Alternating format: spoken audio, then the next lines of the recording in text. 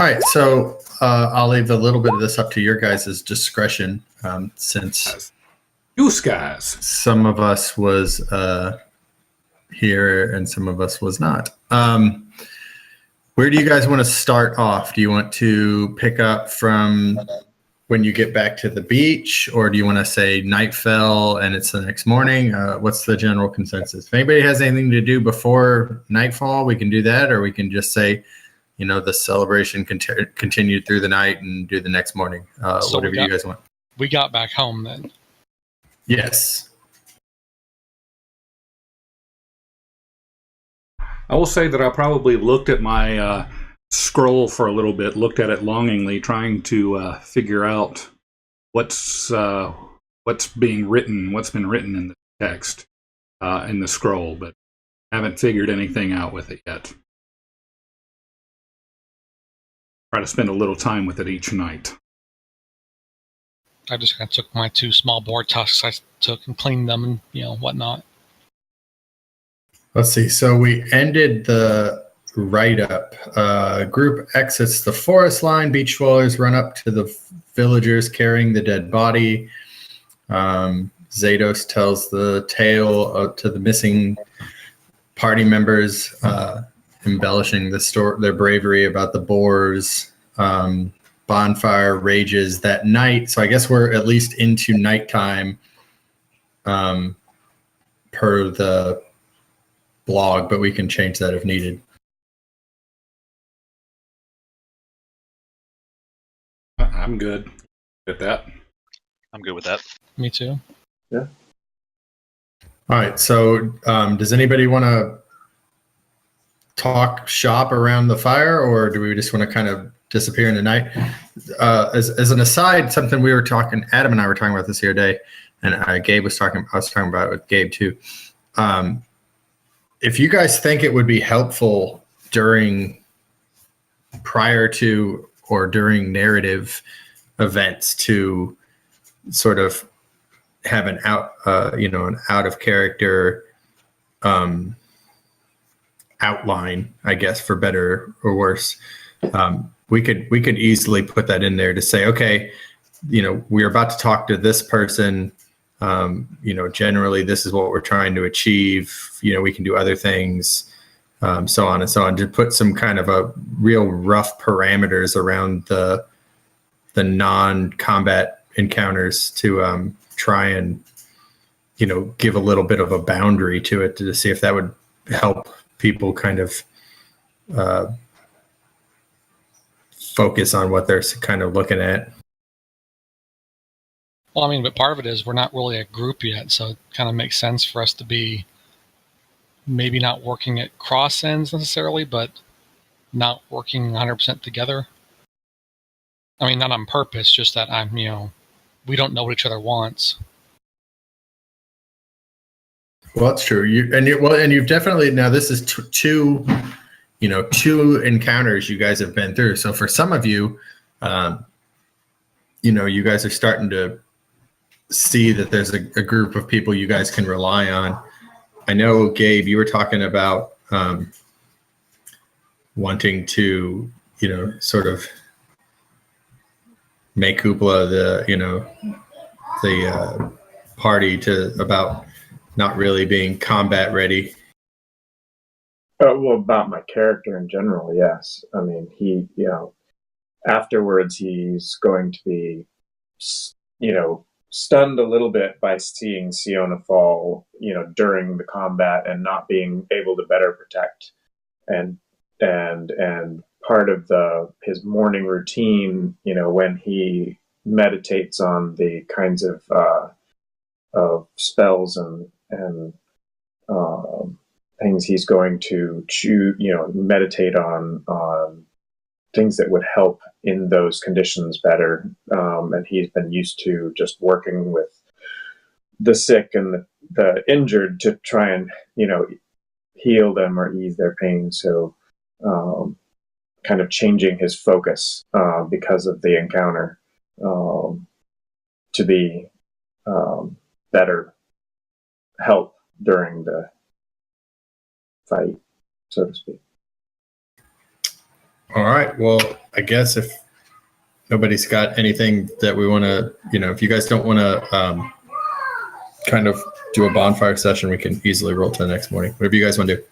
Well, I mean, I would like to, after we get back, kind of talk to Quinn a little bit about, I think we mentioned this last time, but in character, how maybe he could use Hoot Hoot to help distract enemies so that the rest of us can get a little bit, better shot in.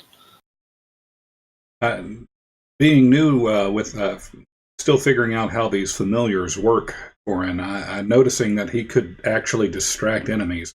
I think it could be better. I think we'd be better suited if we figure out a way to, get Hoot Hoot to help us out a little bit better. I think that's a great idea. Yeah, if we just fly down there and hoot in the opposite direction I'm standing from the bad guy, so he turns his back to me, that'd be great.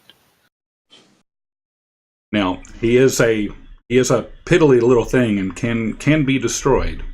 So if we lose him in battle, we can always get him back. This ritual should only take me a little while to recomplete to find another. Right. I would hope that somebody would, despite being distracted, would kind of prioritize the people stabbing him over, the owl. Oh yeah, I mean, I just need the moment of distraction. Unless somebody makes fun of the owl, and maybe Hoot Hoot probably won't help them. Good Hoot Hoot. Nice Hoot Hoot.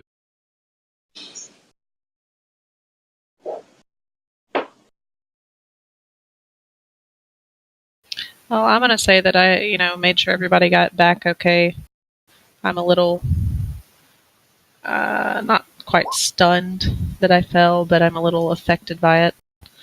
So I'll probably go off by myself, or, get Doug off away from me for a while and go off by myself and go watch the waves and maybe find a place to camp out.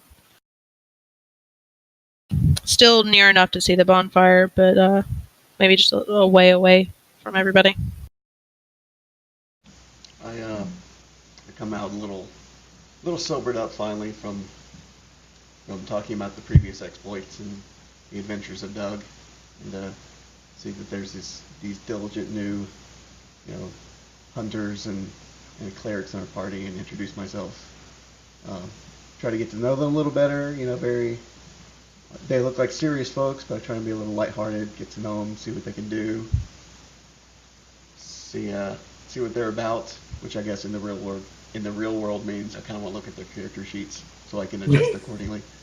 But yeah, and then I learned of their tales and start to see how this is a really intrepid group of adventurers, and maybe just singing songs about their adventures isn't just going to be enough. I should figure out how I'm going to help, and also on the side figure out how to better incorporate my songs to better capture their tales of adventure.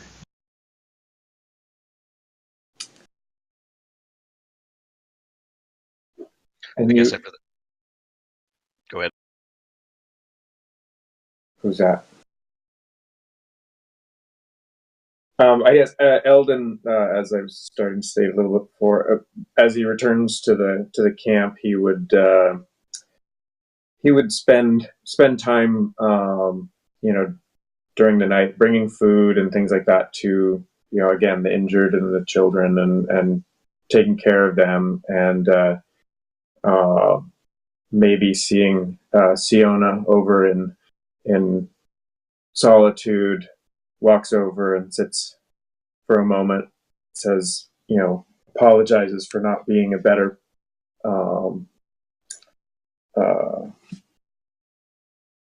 protector of, or being able to keep her safe, because his belief is that he should be keeping those from harm, and protecting them with, the and apologizing for not being prepared with the right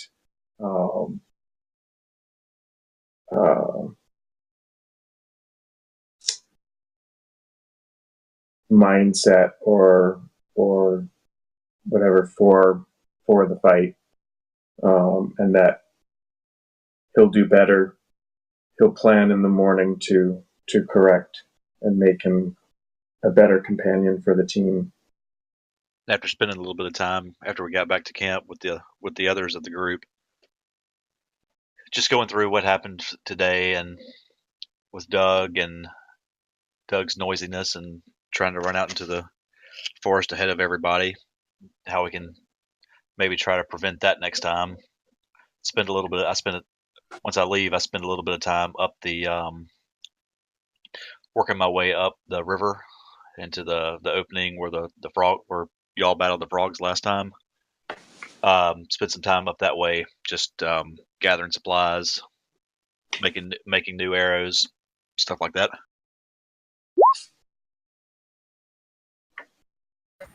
All right, so everybody's kind of working through it, and the day, everyone's checked in, and a lot of the villagers, or I guess we'll call them villagers, survivors, whatever, are coming around and patting you guys on the back, or asking you, did you guys really, was it really 20 boars, and it's so you guys have a good old time as the local celebrities, I guess, getting to experience a little bit time in the sun, plus for 2 days now you guys have eaten pretty well as a result of your actions through the toad meat and the now boar meat. So people are looking forward to what you guys bring to the table. So this, the sun sets, everybody's kind of partying, hanging out, especially now that the woods are free of what you hope is trouble. People are more willing to venture into the woods, still grouped in groups of 2 or 3 people, in case they run into any trouble, but people are at least willing to go that way. So more firewood is being collected. And so tonight, you can noticeably tell that the bonfires are a little bigger and that the stockpiles of wood and sticks is a little higher than it was the night before. And so, sunset, sunrise. And so the next day you guys are, at the beach, and that you notice that there's, the villagers seem to be kind of taking a lot of their direction from, what the small council that sort of formed. It's the 2 ship captains and Gregory, and to some degree, Doug kind of touches base with them, or I guess maybe they defer some questions to him because he has gained, the respect of some of the people around here, but he's not really part of the immediate inner circle. And they're trying to do their best to facilitate resources, and you can see them meeting, on the beach, or up the beach, but looking out towards the shipwrecks and talking. So I'm curious what they're talking about, just if it's local gossip or something important. Do you want to go find out? Yeah, maybe I'll prance on over there as a minstrel does. Well, luckily you're so far from your microphone, you'll be very stealthy. Oh, is this better? Yeah. Can you demonstrate the prancing? Is it time to break out your professional microphone equipment? All right, so you guys head over, or at least Raz, I don't know if anybody else wants to, heads over to them, and you can kind of hear them discussing what you can kind of tell is plans for the immediate future. One of them, Gregory, is really obsessed with what materials they are. You can hear him saying, well, yes, I know that we've got meat and stuff today, and of course we can fish, but what happens when that runs out? I want to make sure that the people doing the most work, or the most deserving people, are the ones that are getting their fair share. And there's the other captain is there too, and he's very interested in trying to establish a settlement, but he knows that they don't have quite the materials. So he's very interested in trying to see what they can salvage from the ships. Was that the captain who wanted to salvage the ships, or was that Gregory? Gregory is very resource focused. The Captain Evil is the one that he wants to set up like a permanent base of encampment. I'm just going to, just within earshot, just kind of sit down in full view and play with my little small boar tusks. Make a little bit of a show of it, nothing too obvious, but to where they can see that a little reminder of what we just did. We could just polish them or toss them in the air. I'm gonna sidle up next to Corin and just plop down too and watch the show. Maybe pick my teeth with one of them, just like, look what I've got. Look what I did. I believe we've salvaged as much from the ship as we can. Yes. I know you say that, Evil, but clearly there may be stuff we can use. What if there's things that some of us would benefit from? Gregory, for the last time, the only thing that should be on that ship that we go is some basic supplies, maybe enough to build a millstone or something. And there was the gold. Gregory is very interested in the gold. This gold you speak of, what was it from? Well, I mean, we were a trade vessel, so we had money to sell our goods and services, and there was a large chest of gold. Well, we should get in on that. No, we can't get there because we've lost 2 men to the sea already. I don't think we could salvage that vessel.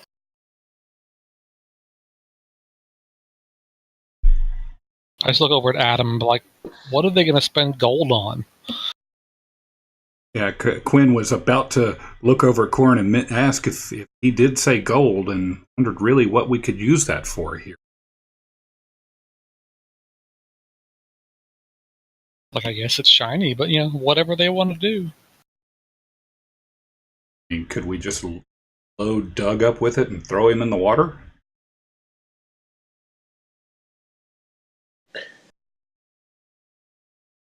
It'd be certainly cruel and unusual punishment and a real waste of gold. Yeah, that would be a waste of gold.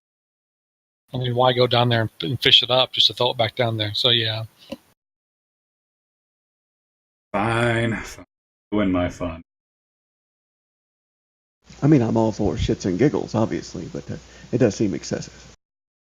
I'm more for the giggles myself, but, Don't discount a good shit.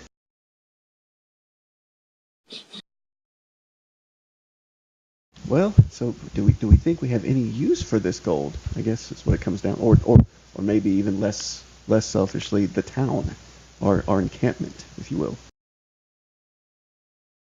Well, I mean, there's literally, as far as we know, we're the only people around, so.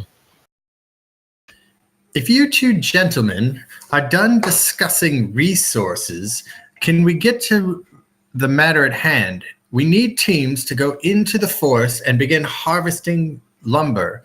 There's no way we are going to build settlements if we're going to be stuck here for a period of time if we don't get the resources from the forest. Now that the boars have been dealt with, we need to organize parties, get them to the forest, and build shelters. Yes, that's very important. But once a settlement is established, there'll have to be some sort of, bartering or trading or perhaps using gold to buy services.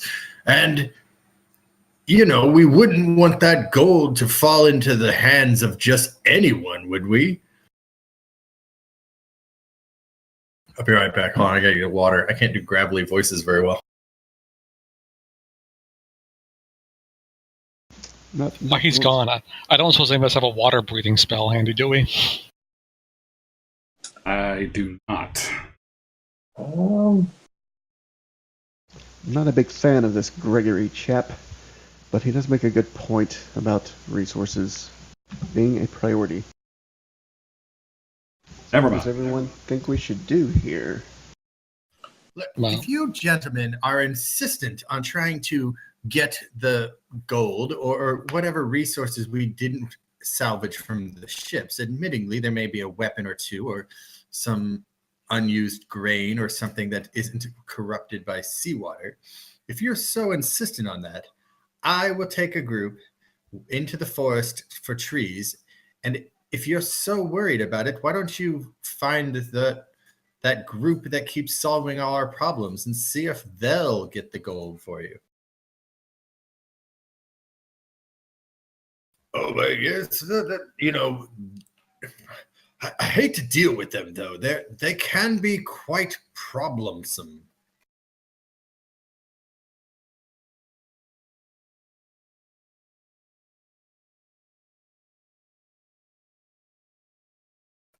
I do agree with you, Evel. The first time I met them, they were very, very difficult. Trying to organize search parties on the beach, and of all things, they're mocking at me. I personally could do without them if they wouldn't solve all these problems from time to time.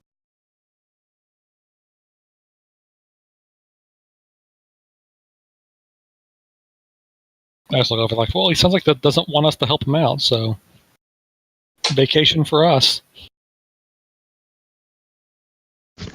No. Have you seen these hands? No, they do not chop lumber. No. I just look down at my dagger like this is going to be of no use for the wood, so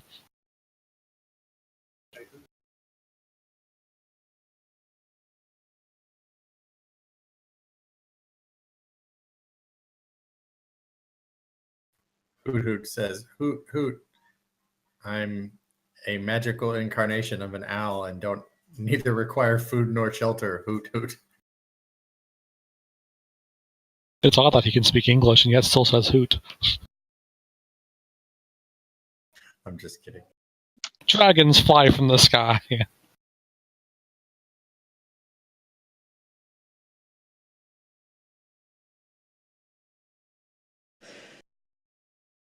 The earth shakes and the sea turns to blood. Damn. Game over. We can all go home.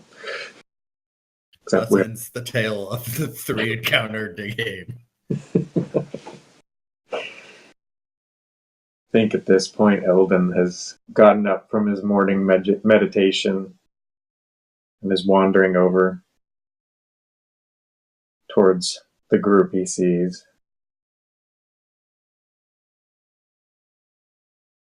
Are we trapped here, or will we never get back to where we came from? What are we doing?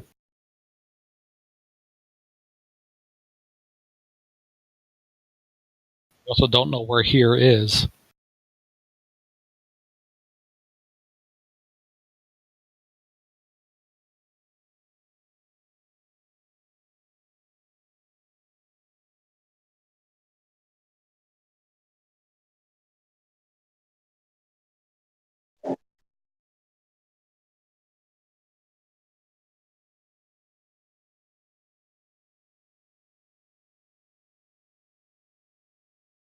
And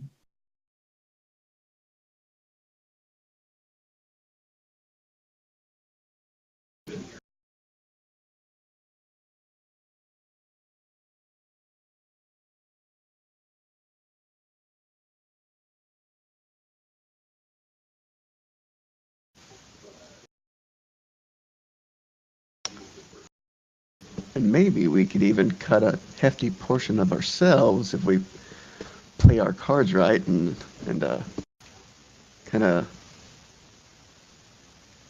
of pitch it as something like we're doing them a favor, perhaps. Maybe we should go talk to the captain and offer our services for a, let's say, 50% portion of the gold as a group. I think that's only fair. 50% beats 0%.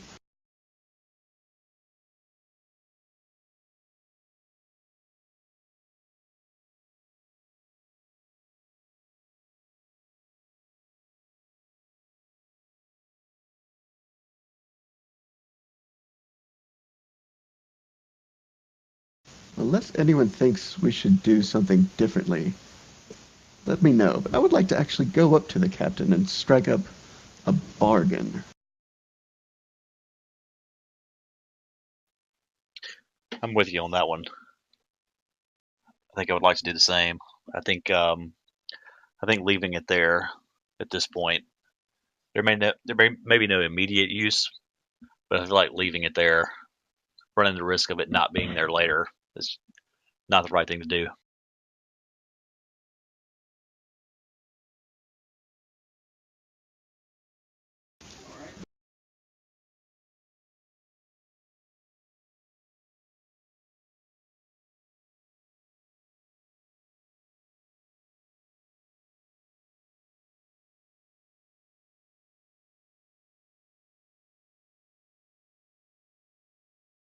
I'll, perhaps Corin, if you don't mind walking with me up in the front with that nice sharpened dagger of yours, looking very, very skillful with it. Not intimidating, of course, but, well, if it comes down to it. Maybe if I take Corin with me. Do you mind coming with me, Corin, for this? I mean, I'm still not entirely sure why we're going for gold, but if it makes him look bad, I'm all in. Yeah, if you could be my visual muscle on this, I would like to mosey up to the captain, Captain Evil, and say, oh, hello, Captain. Now, you do realize we have a paladin behind us who's way more physically imposing than me. Well, that's true. What are we doing, guys? What's going on? I think we're going up to the captain here and striking up a bargain, asking if we take the finder's share of the gold, we'll do him a favor and go get the gold, or do our best to salvage the gold for him, taking a hefty cut, of course. What do you think?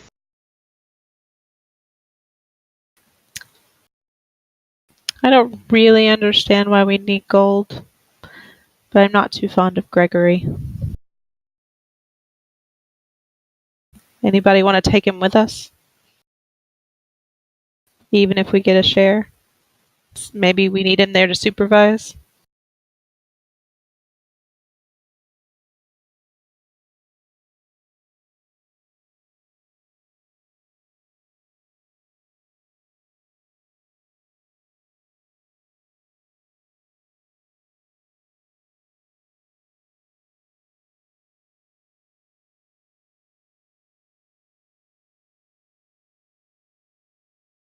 Evil? Captain Evil.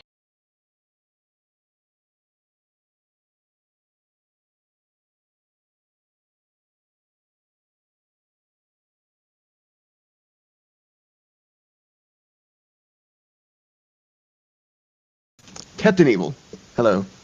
My name is Raziel, and this is my group of intrepid adventurers. I'm sure you've heard of us by now, of course.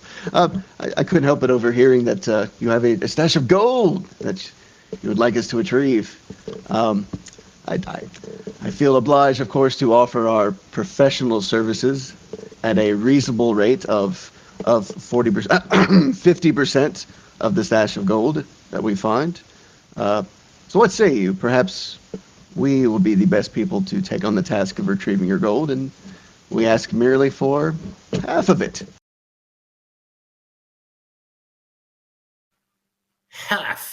Half of my gold after you traveled on my ships for free across the water, eating my stores and using my supplies. You dare come to me I walk up. asking for 50% of my own gold. You're right. After you crash us into this reef, we should probably ask for 60. Maybe we should ask questions around this magic I've heard notes of. You know, I didn't see this normal looking storm, did you? You know, maybe we should ask around and see if anyone thinks that perhaps there might have been an ulterior motive to get us on. Why don't you do that? How have you contributed to anything around here?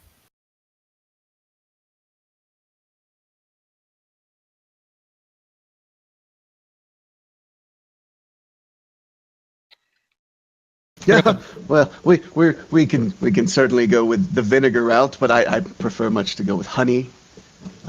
So perhaps 50% was a bold ask. Maybe 45% is a much better offer. Oh, we wish no ill will. We know you did your best, but let's face it, 45% is better than 0%. Wouldn't you agree?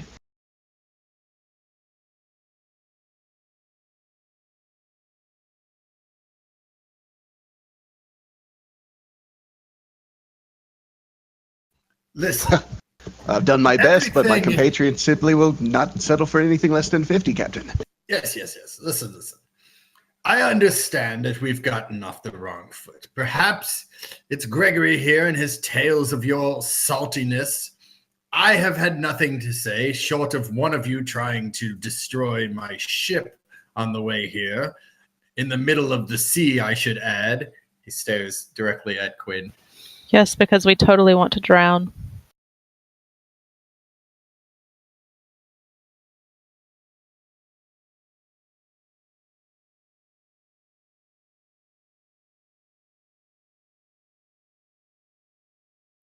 But I'll make you this deal. If you retrieve the gold, I will see how much is there, and I will make you a fair offer upon its retrieval. And if we refuse, do we get to put it back in the water? If you don't want the gold, I'm sure eventually some will wash up, or another band of brave survivors will venture that way. You know, I'm more concerned about the bodies of those two poor men that are on the beach we've been unable to retrieve. You know, I personally believe that they deserve a proper burial, but if you disagree, you know, by all means. I whisper to Corin, who's beside me. I say, Corin, we should really count the gold as we're retrieving it. And if he tells us a number that's different from what we count, we're gonna need to come up with some leverage, okay? Sure. I give him a big old thumbs up. Listen. We're probably your best chance of getting this gold back. I think that comes at a premium. But it's like you said, if I overheard your discussion, what good is gold on a beach with no shops? So you don't want us to go get it?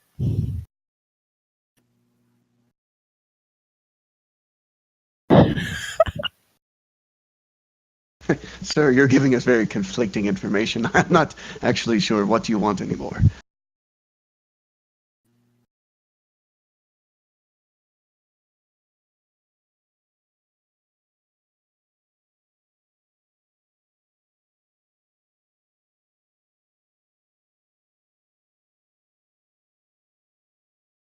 That old burning gold. As Quinn has proved. As Quinn has proved, he knows how to set your ship on fire. Am I right? Even underwater? Even underwater.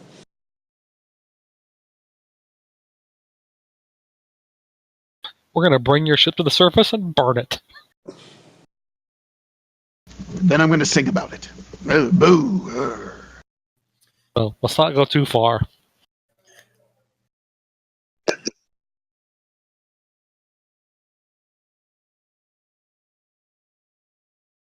Give me a few hundred years till they're invented, and I'll go get some. Listen. Okay. We may have gotten off on the wrong foot. I'll make this my plea to you. Yeah, it's about me. You retrieve the bodies of the adventurers of there and deal with the menace on the beach, allowing us to get into the water for fishing and things of that nature. If we get to the ship and what you find, we will discuss that when you return.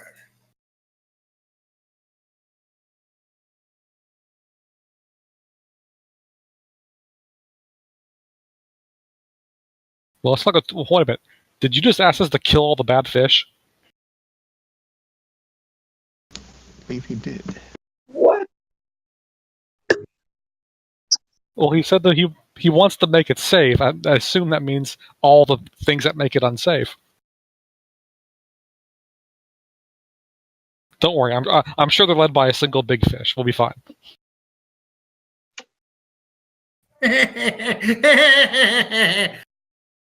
Pattern recognition. +1 to pattern recognition. Piranhas.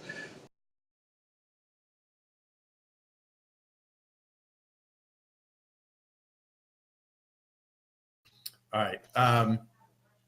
So do we have a general accord, gentlemen and gentle lady?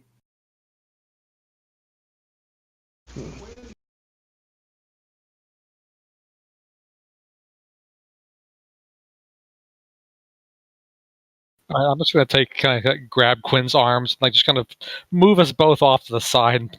That's enough of that. Adam, how many fireballs would you shoot into the air? Don't be using your spell. One every 6 seconds.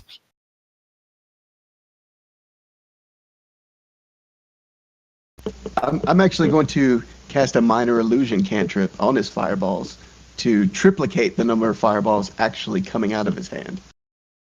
Now there's 3 every 6 seconds. Again, I kind of restrain him and just walk us off. Like, you're not helping.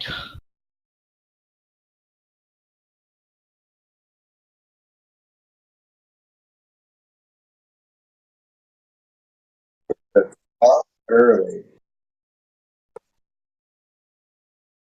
I mean, you hear Mr. Fireball Machine Gun over here. I think you should listen to him, Pirate Captain. Good Captain.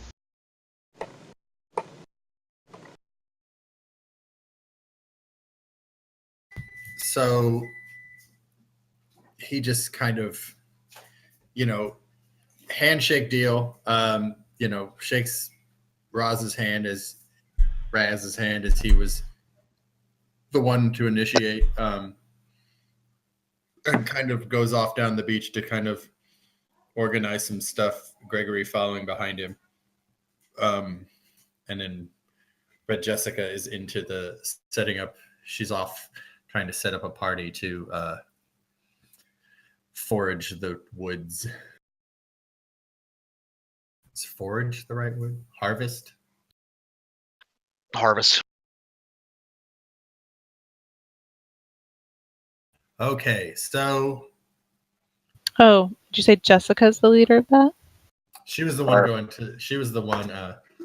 to the woods.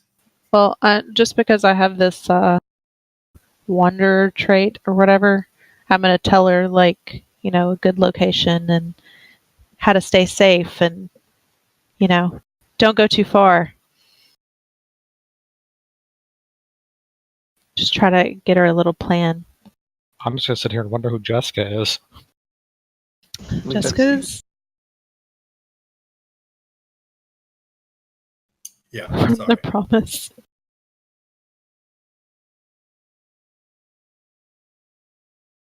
I've heard your tales on RPG.Patelive.com. A book as old as time. Keep forgetting there's homework.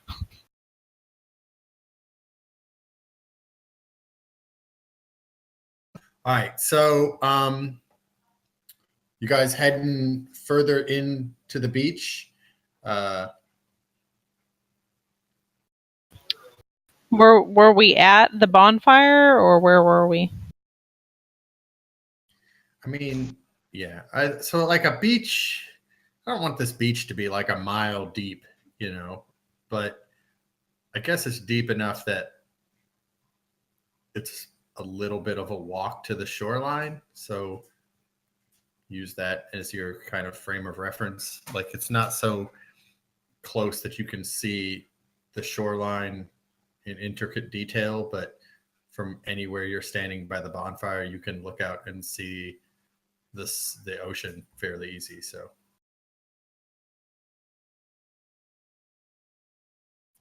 I'm not good at math or mapping.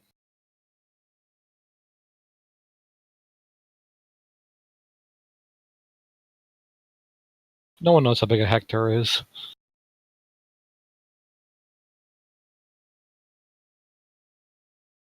I know Hector. Hector's a pretty big dude.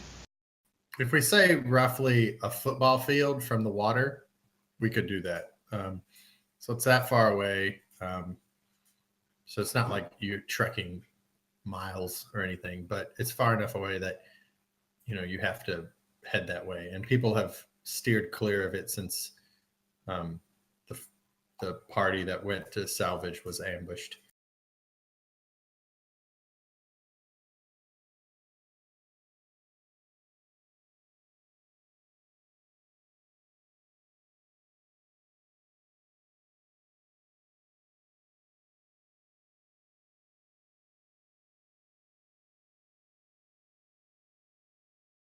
Well, it sounds better than chopping trees.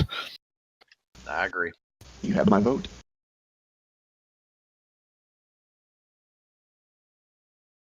We're doomed.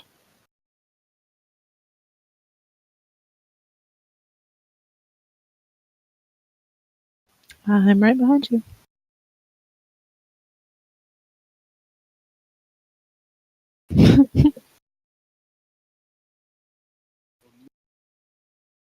Just to do some pre-combat preparation. Just have that up.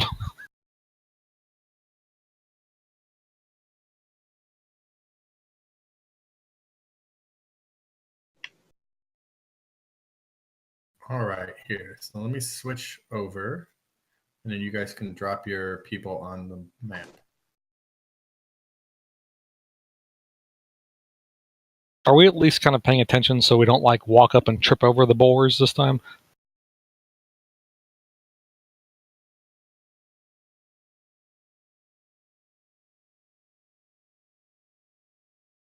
Did the map switch? Yes.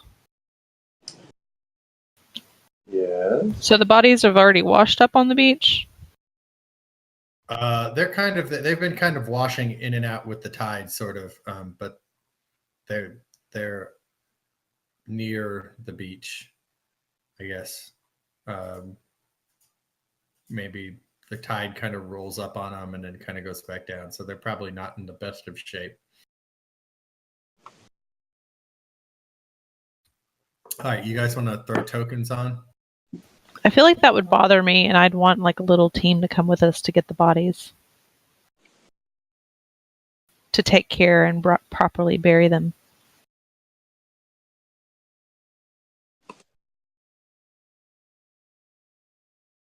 Sure.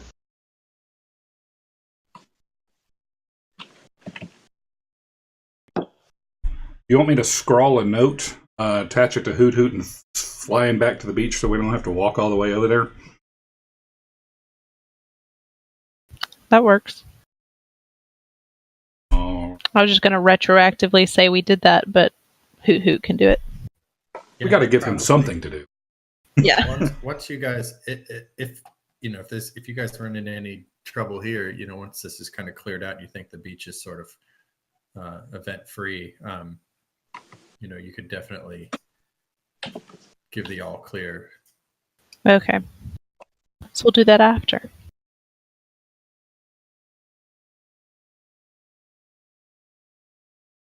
I can't drag any You tokens are, anywhere. Quinn?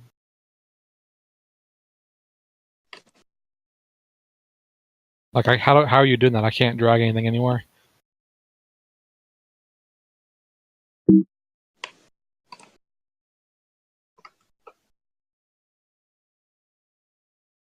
I think you just drag on from the map, right? Or from the journal? That's where I'm at, but when I do that, it just highlights the text above it.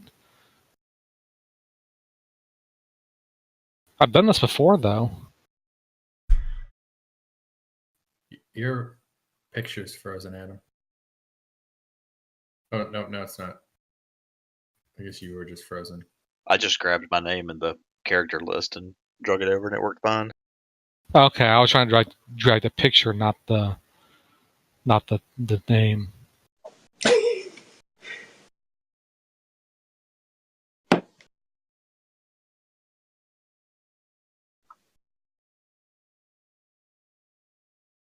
Man, I wish we remember these things like hit points. And I am clearly a coward, as evident by my inability to remember how to put tokens on the battlefield. Make sure you edit your token and put your name and health on it. You have to go to the bio and info and drag that picture. Oh, thank you. Or at least that's how I had to do it. Or click on your name and drag in the character list. But not the picture. The picture, even though you think it's the picture, it's got to be the name.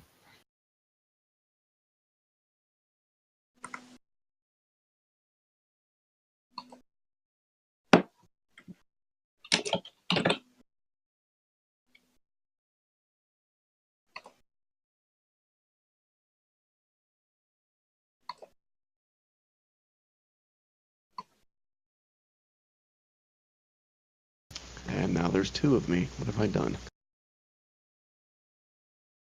I only see one. It's an illusion. I see two. You will need to zoom out a little bit. You should just click on one, hit delete. Thank you. Oh, there we go. All right, is that everybody? You all realize I'm a little guy in front of anybody. Chris, quit cloning yourself. Ranger, stop ranging. From where you guys are on the beach, you can see the bow of... Oh, which one was this? I guess we'll say it's the Green-Eyed Girls is crashed on several pieces of the reef. You can see on one of the reefs a fairly large treasure chest, but it doesn't look like it's in the best of shape because it obviously fell out of the large hole on the side of the ship, and it's just kind of resting with other stuff on the shallow reef there. Probably 2 days of tide coming in and out has kind of had, some impact on the chest, but it's still in one piece at least. So I guess if you guys want to get the bodies, head back to camp. I'm going to keep standing where I'm at and just kind of keep trying to keep an eye out. I'm not a big fan of being in the front. After the last water experience in those toads, I prefer to stay back, preferably behind that very strong-looking paladin.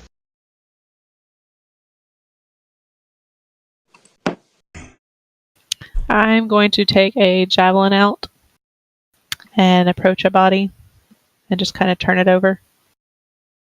Poking it with a stick. Now I'm going to turn it over with the javelin. Quinn approves of this action. Always good to poke things with a stick. Use the pointy end.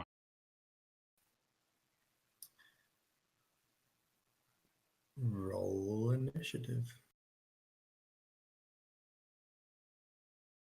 Remember to click on your character icon.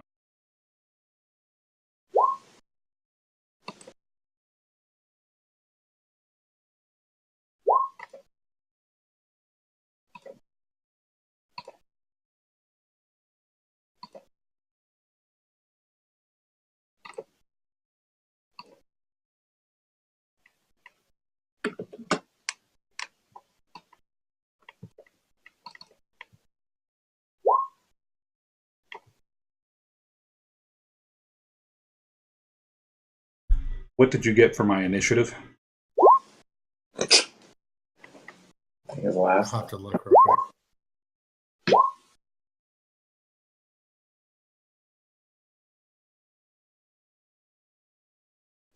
Oh, jeez. Oh my god. As I approached the body, did I hear anything? Apparently not. Nothing. The crabs were underneath the sand. I had to have walked over that one though. Did anything Did you crunch? Sorry, which one did you walk over? The one directly behind me. Then Mm-hmm. I could say when you stepped on that one. Let me see. That's when the other ones came out. Yeah, we could do that way too. So I guess. So I'm going to say I you could be there. took a Yeah, step that's- back. Does that make us the once you bad guys? poked it with a stick. Is one of these crabs, can we call one of them Sebastian? Would we have been following a little closer to her if she was walking up to those bodies? Probably. I like to would stay have. close to him. So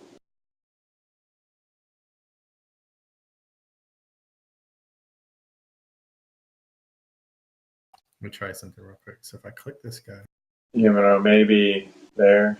Yeah. You're coming in a wee bit quiet, Ash. How do you do the arrow, by the way? Who's doing that, and how do you do that? That's the ruler icon on the left. You got arrow, pointer, magnifier, ruler. Oh, all so right, so you guys just clicked. You highlight your character and then do roll and knit, right? Yes. There's a command you can do it for too. if you have your character sheet open, you can just click on the initiative After you click label. your character. What's that? After you click your character, click on that initiative in your character sheet.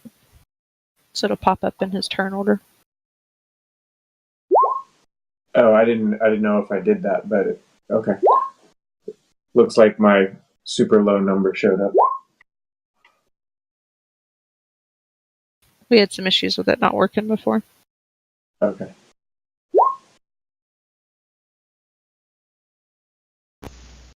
I still don't see myself in the turn order after 2 initiative rolls. It didn't work on my first one.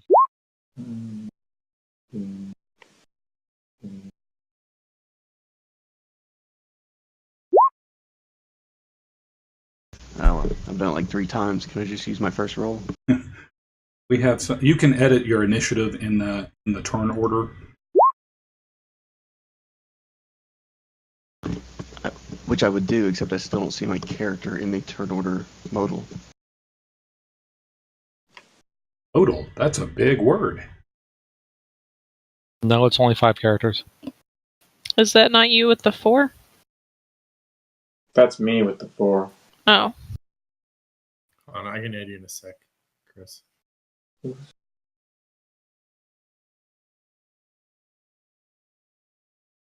We all have some weak ass initiative.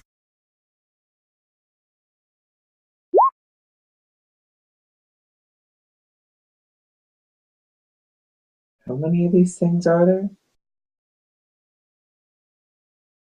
8. There's only 5 of the little ones, it looks like. That's one less than the number of little boars we fought. There's No, 6. There's 9 total. I mean, yeah, there's... Yeah, I was thinking there's... Okay, I missed one. Yeah, so there's as many little ones as there are boars. And they all look pretty big to me. I'm just hoping that that they're the one there's more of means they're smaller.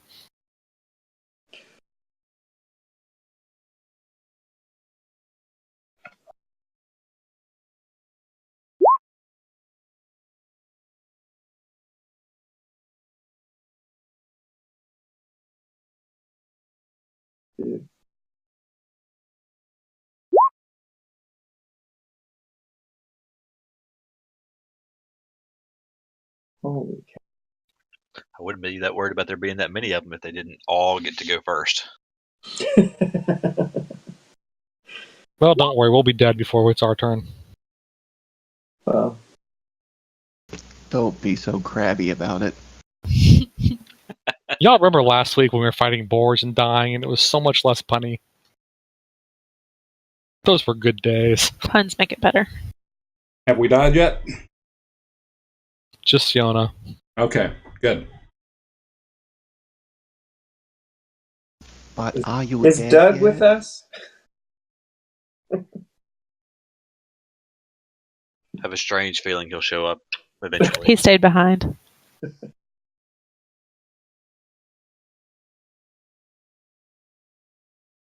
Where is your roll initiative on the character sheet? Y'all make sure you go into your token and edit it and put your name in there so your name appears on the turn order.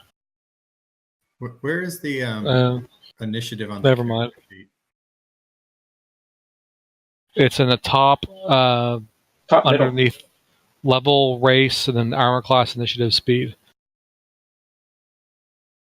Above hit points. On the core page. On the core page.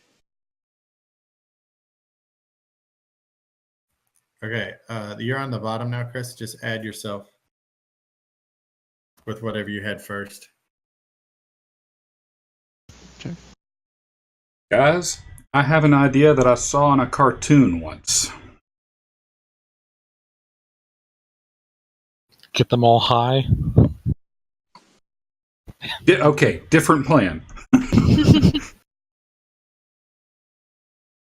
How are we going to have time to paint a road into a wall Cliff. mountain? But where are we going to find rubber pants our size? Damn it, Pinky, you're always stealing my ideas. The John Chimpo.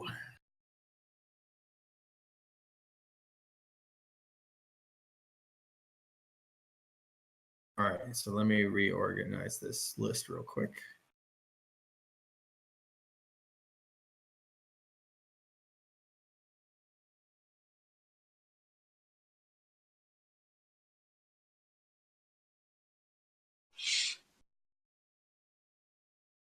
All right, here. Let me just make sure I've got the right movement for this guy.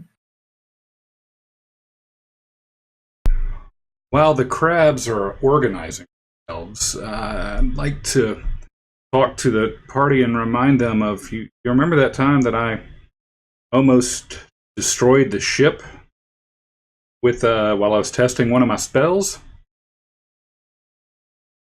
I think it might be time for us to try that again. If and when it ever becomes my turn. Turns? What are those? Well, whenever you're not dead, you might find out.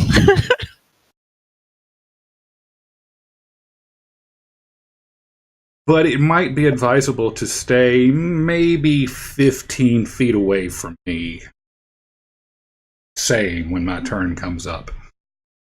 Well, given your bathing habits, I have to do that anyways. Har har. I smell like roses and peppermint. You know that. Which is very unsettling. So you advance to the speech, Siona, and you're poking with your stick every so often. Here, hold on one sec. And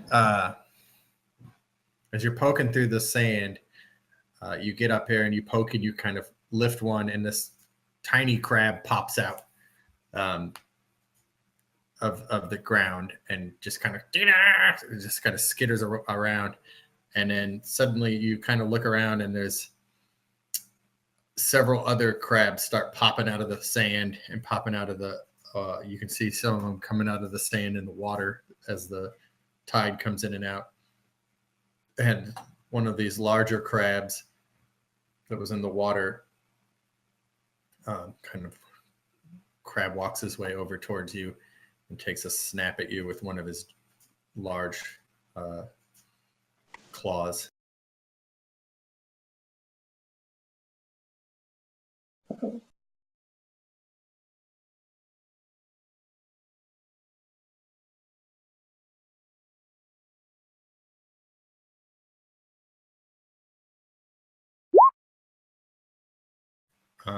So that's probably a hit. I'm so tired of these crabs on steroids already. Don't have much to do on the beach. Just sit down there and lift all day. It's like Hermosa Beach for crabs. But they sure look tasty. Tasty. That. Tasty. Tasty. All right, I'm done. I'm out. I'll see y'all next week. Just in case anyone who watches this stream, which will be nobody, doesn't realize we're in the South. Run, Forrest, run! Hey, all 4 of you have watched the stream. You like Big Tasty. Better be careful. You're going to end up with a nickname before you know it. Everyone's just going to call you Big Tasty. Well, I'll add him a lot of things, but that ain't going to be one of them. So you think? I mean, I'm surprised none of you have watched the Goldbergs to see the Big Tasty reference already. I'm sorry, when you say tasty, I think Orange is the New Black. That too. Yeah, same here. Yeah. Mm.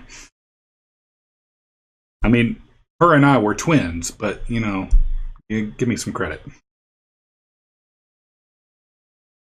Can you do a DC 11 check, Siona? Hold on one second. She took her headphones off. She's got something came up. Would that be a strength check or something? Or save, that is? Or Yes. dexterity save?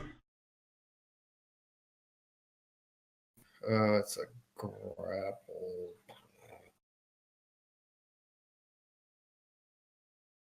Can I say it again? That's a grapple, so I'm trying to figure out what that is. Grappling. In that link I sent you, it's got it in there. The link I posted. Oh, this. Well, it says a DC 11 save. I'm guessing it's a strength. It is. All right. So when she gets back, She's here. There's just something came up outside the game, so she's listening, but not necessarily paying a lot of attention. that's fine. I'll be back in just 2 seconds. Hold on.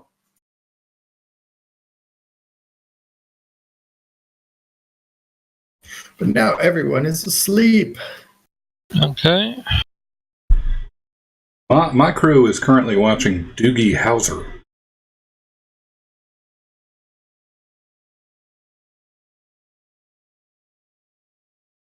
That's a random show. I thought we were your crew. And what are they watching this Doogie Howser doing? He's apparently attempting to do CPR with one of the crabs on the beach and see how well it's worked out for him as he lies there dead.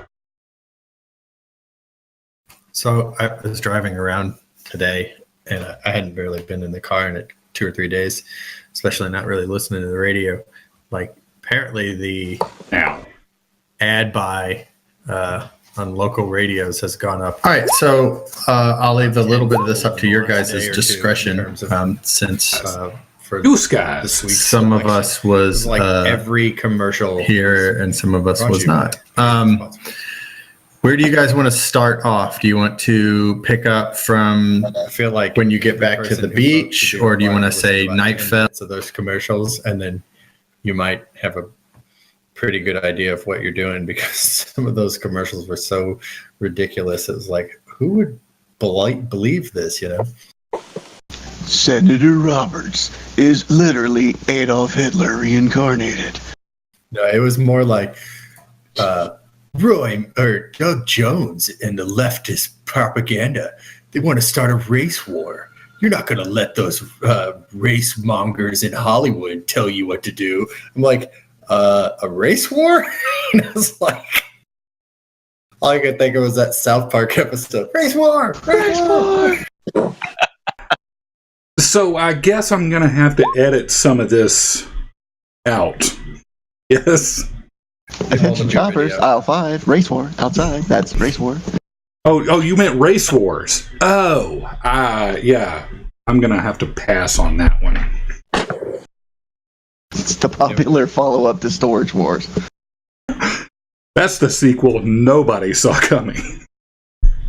Just like Storage Wars, but instead of storage sheds, never mind. All right, so I need... Damn it, Butters. I need Will to do a strength roll over on Lindsay's computer. Can you just give me access to her sheet? She'll do it real fast, but you can... Yes, if that's okay with her. She might have secrets.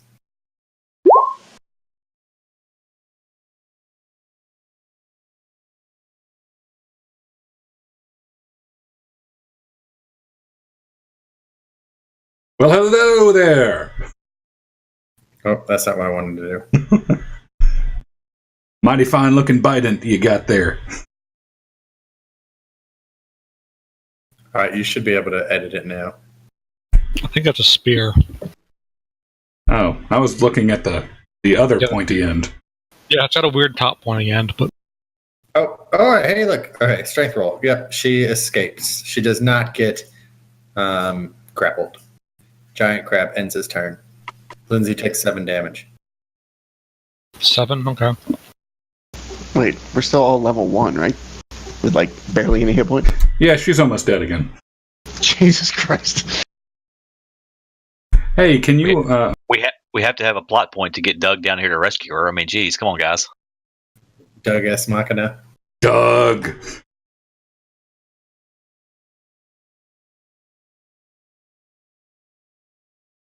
Again, if you guys want to put your hit points in the little green box circle, at least I can see it that way.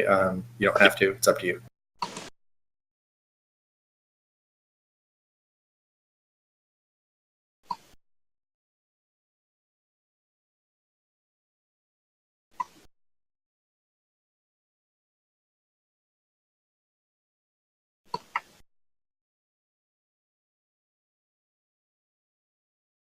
So which crab's gonna come kill Siona next?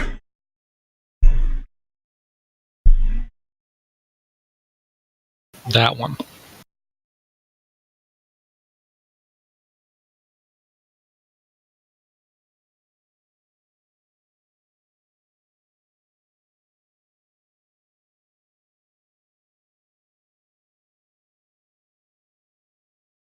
Hoot Hoot's turn. Hoot! Hoot hoot. A Hoot Hoot is going to fly over the water edge and kind of hover over the crabs until we see how the battle progresses.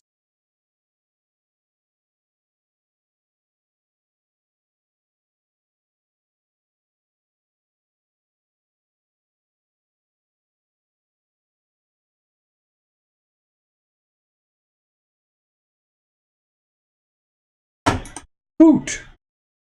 He's done. What's his movement again? 60. Sucker can move.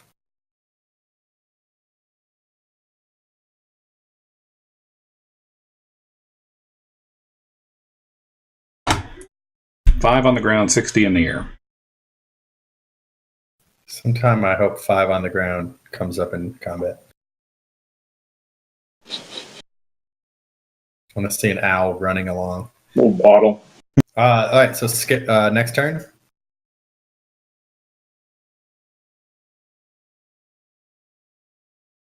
Adam next. No, he's done. He's it. That's what I was making sure. I didn't know if you were done. We're not waiting on me, are we? No, I'm about to roll against. So.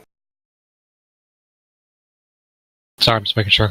Let's listen to Lindsay talk about the other things.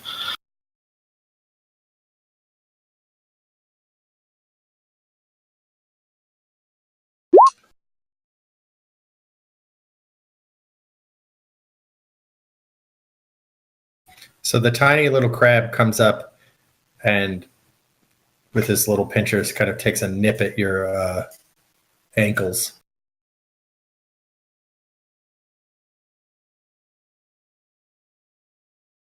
Was this against Siona? Yes.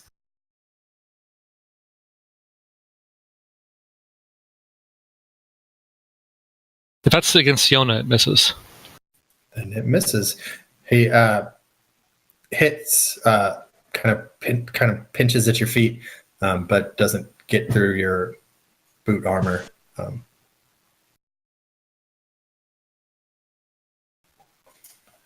Tiny crab.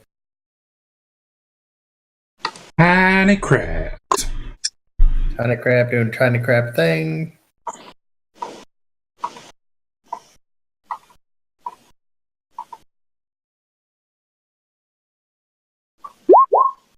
That misses. He also comes up and pinches at your ankles and does nothing. Roz, is that you? Yep. Need to put. Where do I put the label again?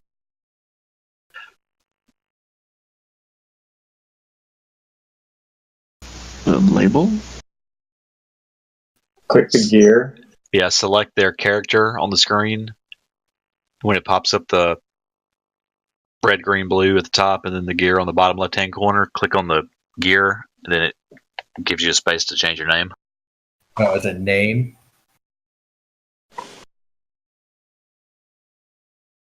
The gear pops into the edit token. Perfect. That's what I need to do. Just lets me make sure I'm using the right person in the. All right, your turn, bud. As we were walking along the beach, I found this rusted band of metal that looked like it, rounded the wood of an old ship's barrel. I figured I'd pick it up for good use. It'd be a good component. So I scraped this rusted metal against the side of my flute and whisper an incantation. And this green dust lights up and illuminates in the air in front of me.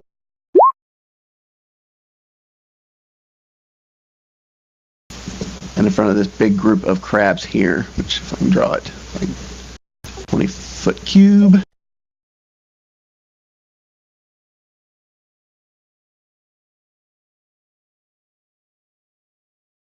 I believe that is a 20-foot cube. No, that is a 40-foot cube.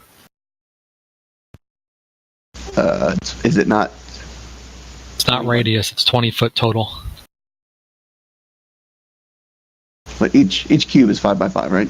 Right. So you've got 20 foot by 20 foot, not. Well, hold on. Now I'm confused myself. I'm thinking it's four cubes. Yeah, I think he's got it right.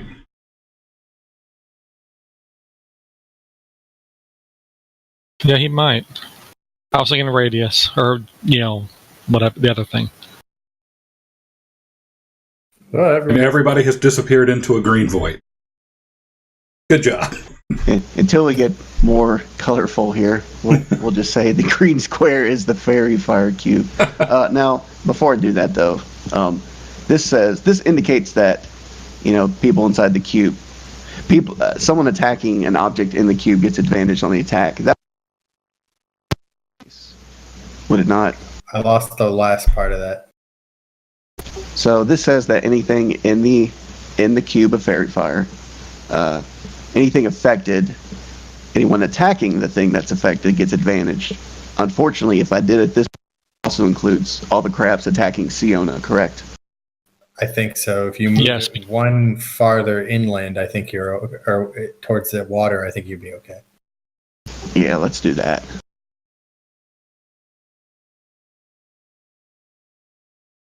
We'll say this is the cube.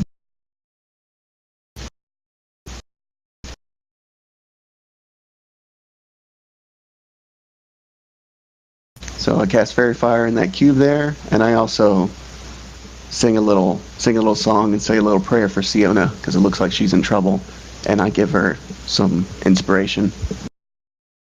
1d6, and I'm done. So Everything in the is square there a save against has that? Yeah, everything rolls a dexterity saving throw. Okay, let me do that.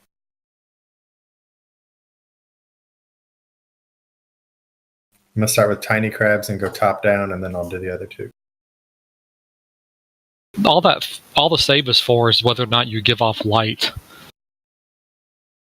But is advantage either way, or is it only advantage if you're glowing? It says all creatures have advantage. All attacks have advantage. affected. Oh no, it does say save. If they You're save, right. then they're not an affected creature. If they're an affected creature, then It's written weird where it's got saved twice. yeah.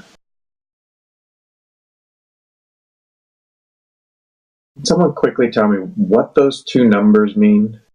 The first one is your normal roll. The second one is you would use if you were using advantage or disadvantage. That would be the second die you would have rolled. So normally you ignore the second number. Okay. If you have advantage, you use the bigger of the two. If you have disadvantage, you use the smaller of the two. Gotcha.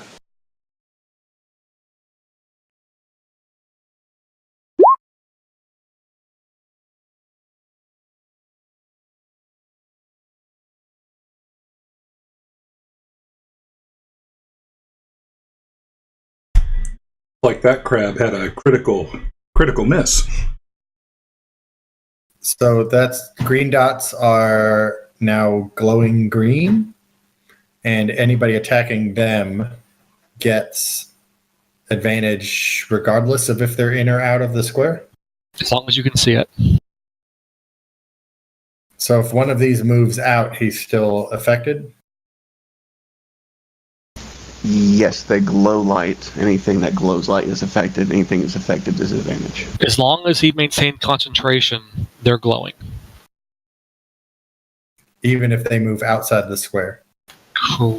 Correct? Any creature in the area when the spell is cast is outlined. Okay, that works for me. And when Siona, you get a 1d6 for your next d20 roll, or whenever you want to use it. Okay.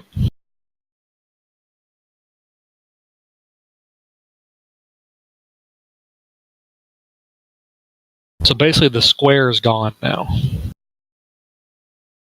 Yeah. Yeah, I'll get rid of that. They're basically describing it as a glitter bomb.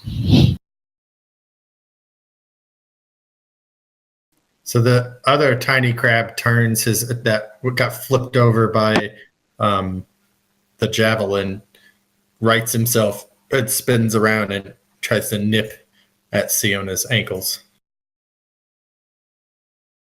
Missing completely. Her heavy boots have now deflected all tiny crab attacks. Her boots of tiny crab deflection.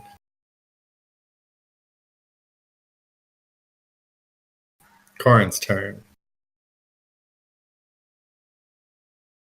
All right. Well, seeing the situation, I guess I'm going to grab my 2 daggers and let me see how far I can move. Oh, I can't make it.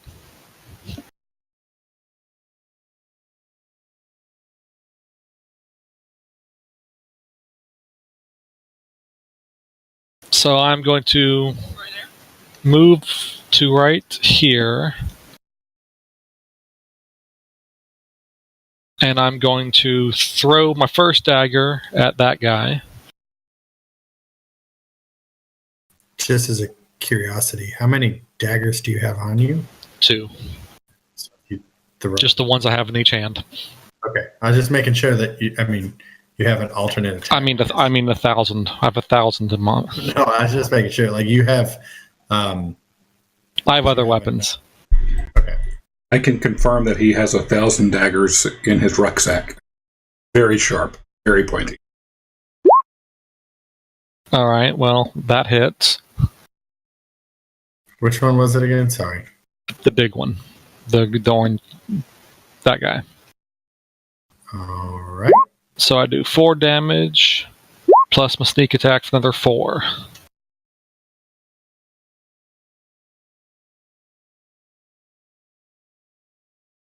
Can I ask how you did the sneak attack there? Do what? How did you do the sneak attack? I can sneak attack anyone I have advantage against, or is in combat with someone with, is within 5. Like if I'm engaged in combat with somebody, or I have advantage. In this case, I have both. Okay, thank you.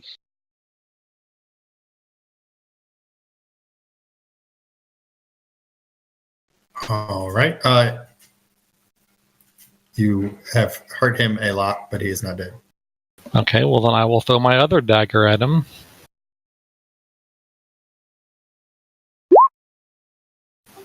$15 because of advantage. I'm pretty sure that hits. Let me double check.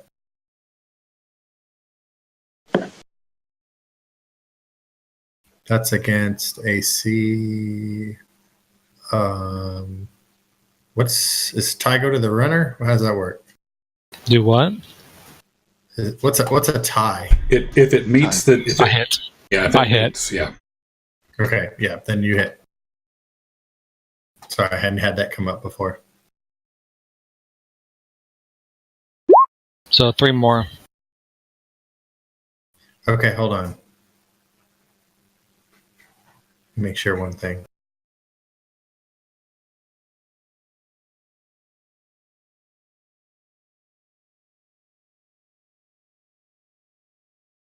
So the 2060, how does that work? I might actually have missed that one.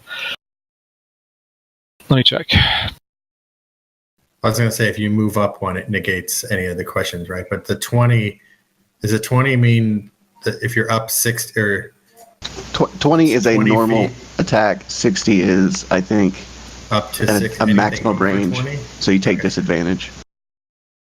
So anything between 20 and 60 or 25 to 60 is a disadvantage? It doesn't really matter. We'll check the book. If he moves up 1, it'll hit, so it's not a big deal. Yeah, that's all it is. So yeah, I would have. So I moved up 1, yeah, so I hit for 3 more.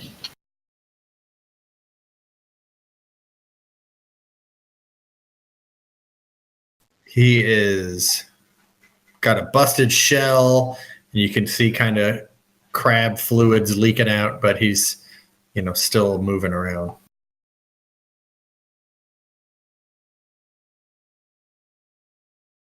All right, that is the end of my turn.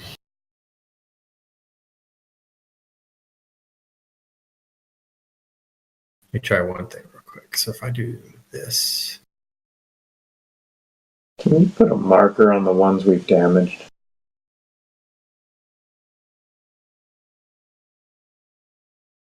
And what is the rule for, let's say you did throw a dagger at 55 feet or whatever, which is within your maximum range? Does your disadvantage roll and the advantage on the creature cancel each other out? Yes. Cool. I'm going to say that circle right there, Corin, is where your daggers bounced off to. Okay. I'll just say all 3 of them. Well, wait. How do you have 3 daggers?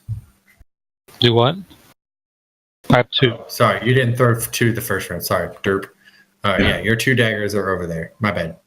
Yeah, the second damage was sneak attack. Can you mark them when they're damaged, Ash? Yeah, like you don't have to tell us hit points necessarily, but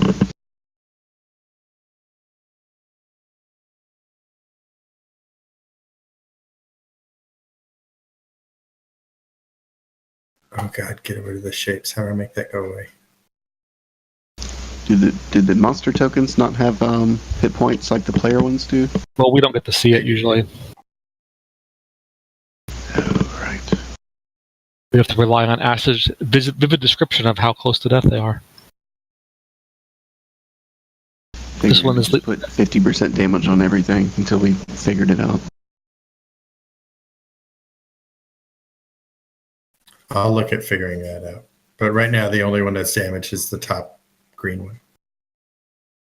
It really isn't like a good, just like blood drop icon. I can do that.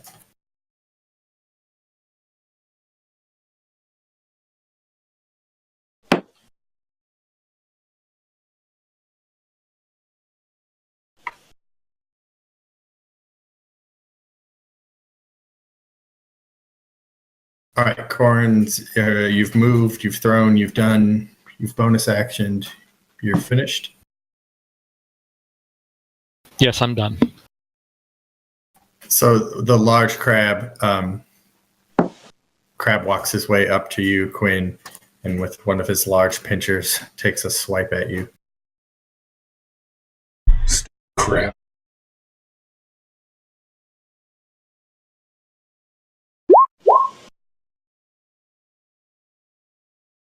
Can I give the crab the finger?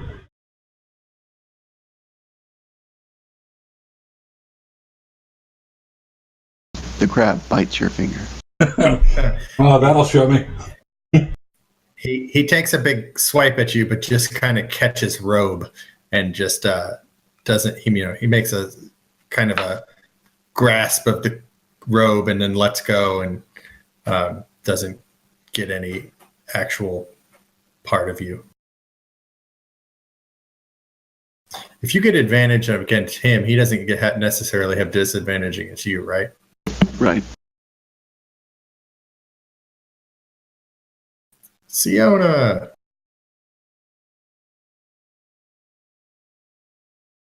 All right, Siona is going to, because she can't really flee without just getting killed next turn. Yeah, she is going to kill the one that attacked her and grabbed her. So the paladins don't flee. So she's gonna, if I'm reading the rules right, she can drop the javelin and ready her longsword without using her action. So she's going to do that and then take a swing. So that hits for 8 damage.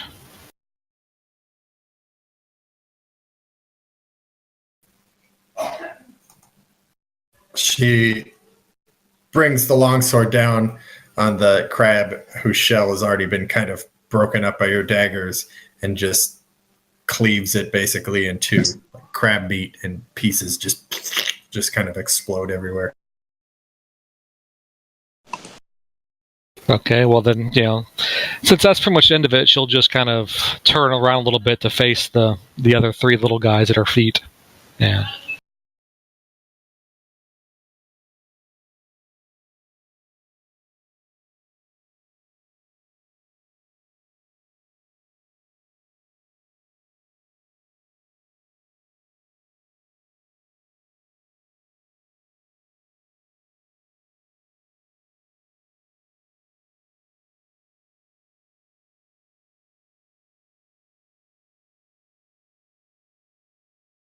All right, hold on one sec.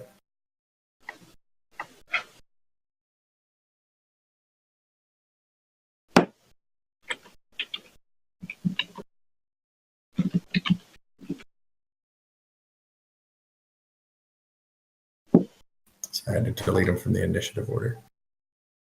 All right, so this tiny little crab saunters up to you, Quinn, and kind of is basically at robe length.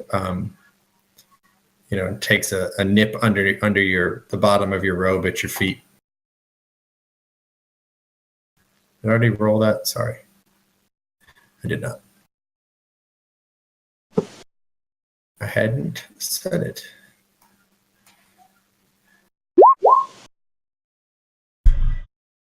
That is a hit. Give me some of that sweet, sweet toes. No damage. Love it. Wait, hold on.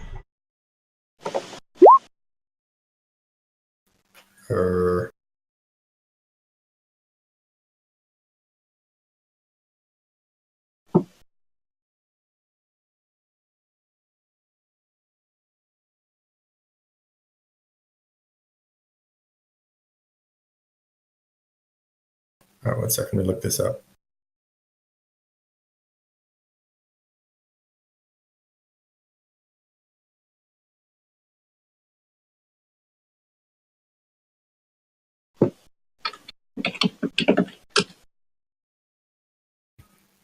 Hit 1 bludgeon damage. So take 1 bludgeoning damage as he brings his tiny little claw down on your big toe.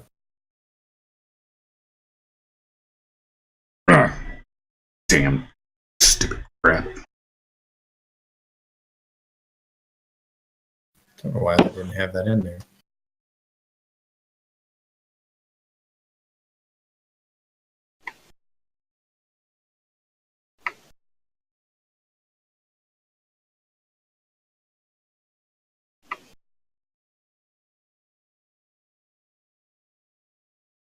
Here you go, Siona.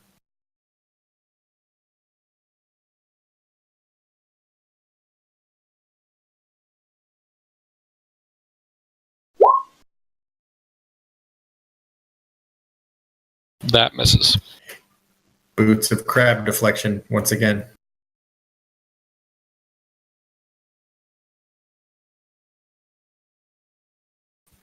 Satos.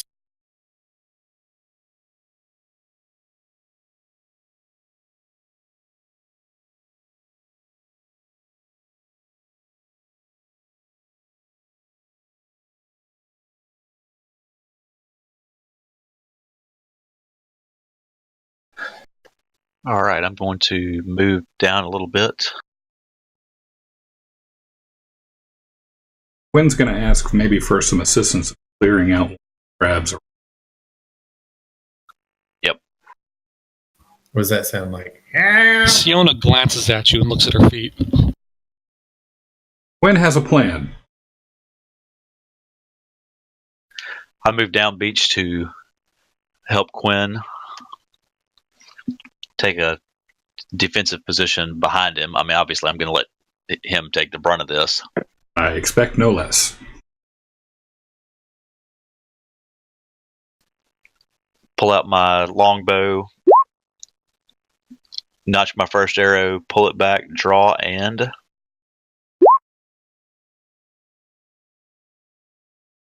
let's see. So either way, it's a hit. Which one is that against again? I'm sorry, the big one. Sorry. Yep, the big one right in front of him. Yes, the one you pinged.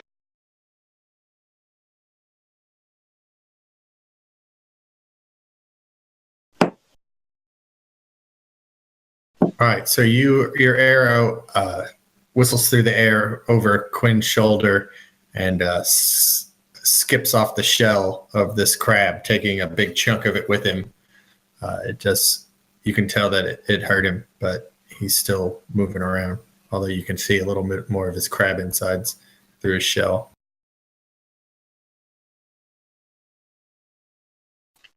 Okay, that's it for me.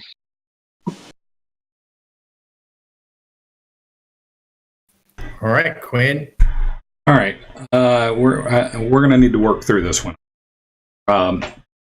So what I want to do, I want to I'm okay. Trying to go with flavor and all this stuff. So we're going to go out of game real quick. My intent is to cast Thunder Wave, which is a 15-foot cube emanating from myself. But I want to do it in such a way that I'm away from as much of the party as possible. Is it directional, or is it just AoE around you. It's AoE around me, and it can push people 10 feet away from me.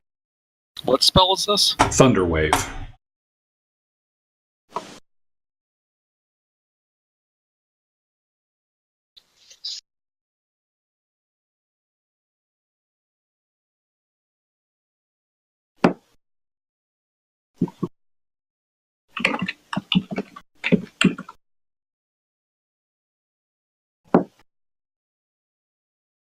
Well, you can't move without drawing an attack. And anyone else at this point would at least get, everybody would have to save. Everybody except the two tiny crabs. Yeah, basically everyone in there would have to roll a save against it. And then if it hits, everybody moves back from you 10. Is there damage involved in it too? Mm-hmm. Yeah. Okay, I'm reading how people are describing how this works, and originating, they're seeming to say, means that one of the edges must be on him. At least that's the most upvoted answer on RPG.Stack Exchange. So it would be originating there, but it could be directional away from. Directional away from me. Right. That could be valid. That. Because it says originating. Whoops, I just did the wrong button. Goodbye, Siona.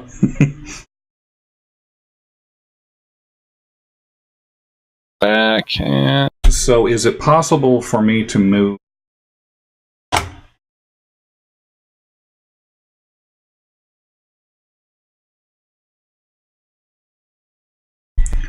Knowing without taking damage for fleeing, right?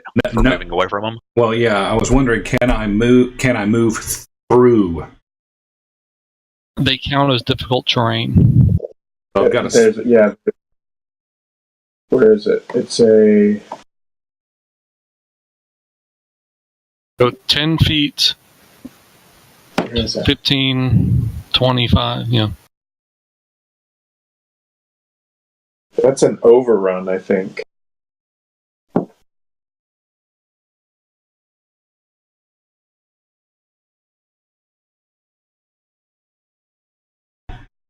right, well, I guess then that's a risk that I don't really want to take. If it was just one of our party members, I would be willing to do. Everybody, I don't play or kill everybody, potentially, because it's 2d8 damage. Well, I thought it emanates away from you, so who would it hit? Everybody in the yellow. I don't see a yellow. What yellow? Neither do I. Oh, okay. Well, I see a yellow. What's wrong with you guys? Did you put a aura on yours? I did. I don't see it. Just use the draw tool. Just stated that it would go this direction.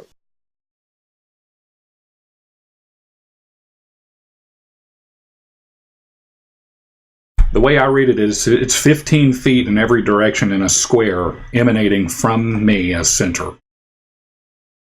So it would impact everybody in the red square.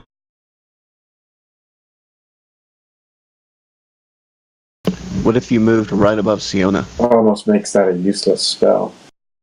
Well, I was kind of hoping that until all the crabs created a conga line there, I was going to try to sneak down, to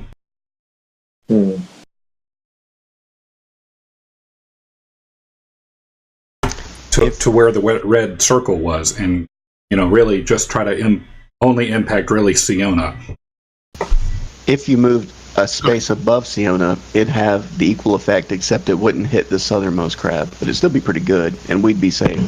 And Siona could, inspired saving throw, probably to save herself. Except that the 2d8 damage would kill her. And, well, no, if she saves, she takes half damage, which is why I was hoping that because I'll ask in character, hey, Eldon, do you have any healing spells? Do you have any way to heal people? Yes. I do, yes. I assume you are next.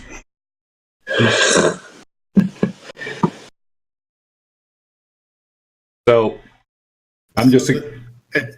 This is kind of tricky of how this works. So it says that it's not necessarily centered on you, although it can be. It says a cube is not a burst power, to borrow a 4E term. The origination point of the cube is anywhere on a face and not necessarily the center. The term face, Right, and it's blow it out in like a shout almost. Yeah, who drew the time bomb it? You could do that. It's a 15-foot cube. Yes, yeah, someone drew that. Who did that? Corin will. Oh, okay. Yeah, you could blue cube it and basically shout that direction, and anything inside the 15 by 15 cube would do it. Or I guess you can time bomb it. You can basically detonate yourself, and then I guess it's a 3 by 3 originating from you. Can I read an excerpt? Yes, something please. Here? Because I'm confused on the 15-foot cube. It's not a 15-foot radius. It's a cube 15 feet per side. Okay. I want to read off something. You can pass through an enemy space relatively unhindered as long as that creature size category is smaller than yours. So what are we looking at here, Ash? No, that means it's not difficult terrain. If it's within 2 sizes of you, it's difficult terrain, but you can still do it. Okay. So you still have to do like an acrobatics thing. No, you just move. You still have an opportunity attack, but well, if we're saying that the idea of this 15-foot cube can emanate from the edge of my thing and get the 3 crabs in front of me and the 2 below. Now it might be, if I'm reading this a little better, it might be that. Well, it's anywhere on there. So as long as I'm thinking he has to be at the center of it, like the center of the edge or the corner.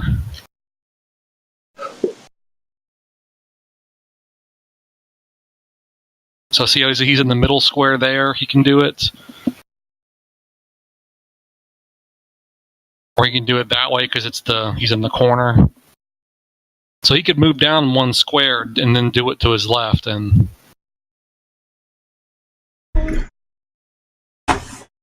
you only provoke opportunity attacks when you leave someone's range. If you're still within their range when you move, they can't attack you. Yeah, so let me do that. I like that plan. So, because I'm not outside of the range of the tiny crab, so I'm going to move 1 down and then do the 15-foot cube to my left. There's a lot of Reddit about this spell. Yeah. And usually it comes down to whatever your DM says. All right, so I think that's going to be the right. Hold on. So yeah. So wait. So if you move down 1, you get 2 opportunity attacks. No, opportunity attacks only happen when he leaves their range. You can shift around them, like staying in their range without provoking it. Okay. He could actually run to right there without actually provoking opportunity attacks. It'd just be really dumb. All right, so from a DM, thumbs up, thumbs down. The plan is to move south 5 feet, 15-foot cube thunder wave to the left. So that's a 5 by 15 by 15 foot. 3 by 3. Yeah. Yeah, I can do that. I mean, I think as long as so if you're in the middle of it, then it's basically everybody who's 1 square around you. No, what we were saying, he has to be on the edge of it. Like he couldn't do it from him as if he was the center of the square. He stands there and it emanates out to his left. Yes, but if he wanted to, could he do it one square in every direction? Yes. Yes. Okay. Yeah, I can accept that. Which that could be interesting if I stand. You blow crabs in my face, I'm gonna get mad. So everybody's going to get hit, and then Oh. anyone that doesn't die moves directionally backwards 10 feet. Provided that they fail to save. And if they don't hit, do they still move? If they make the save, they don't move and they take half damage. If they fail to save, they take full damage and move back 10 feet. Okay. All right. So we're back in game. So guys, this is gonna be loud, but this is what I was practicing on the ship when I kind of blew up some stuff. So just plug your ears. Earmuffs. Earmuffs.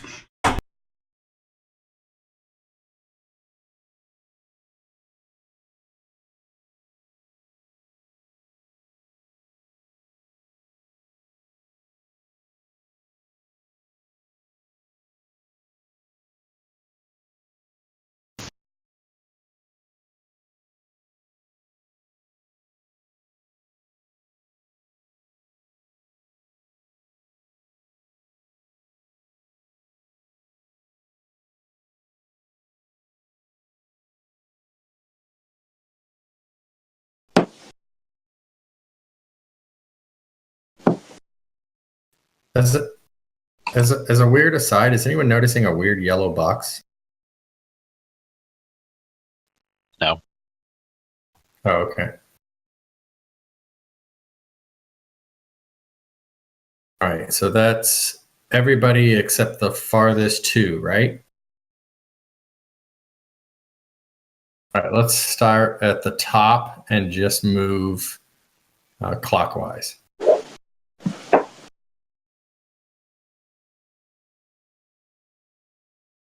Ignore that, I'm just fixing my deletion from earlier.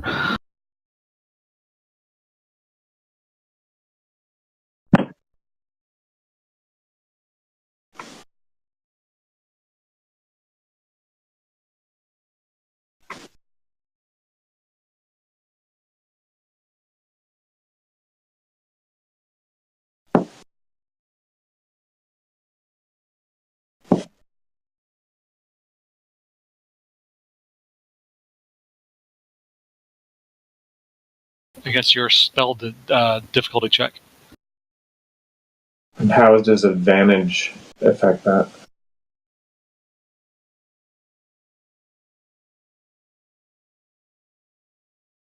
And they all did.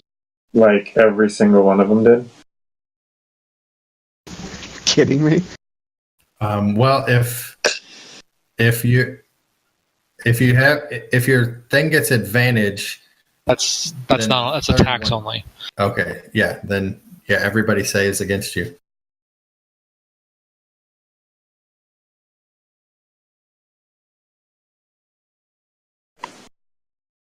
He threw a Constitution check. One d20 plus 0. I mean, it looks like it's just a d20 roll, right? Yeah, if their Constitution's nothing with their Constitution modifier, if they have one. Which is 0. Does all y'all missing make you crabby? Yeah, I know. Yeah, so there is Dexterity and Dexterity save, so they probably get their proficiency bonus added to it. So all that's going to do is make them save even better. Oh no, crab foo. Oh, they take half damage anyway. Are you flipping kidding me? Oh my god. All that you- work for 3 damage? Or half of that? I think you roll for each of them, though. Or do you roll once and everyone gets eaten? I thought it was just one. That's the guy.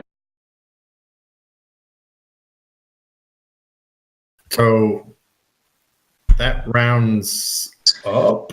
They all take 1 damage.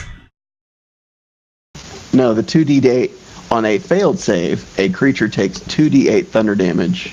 Oh, successful takes half as much. Right. On a successful save, the creature takes half as much damage and is not pushed. So it would be, 1 damage. You guys are welcome. Yeah, that was... And they didn't move. No. Good job, Captain Sparkles. And Oh boy, big tasty. That be big, tasty sparkles to you? The game notes are going to say Quinn takes a shit on his turn.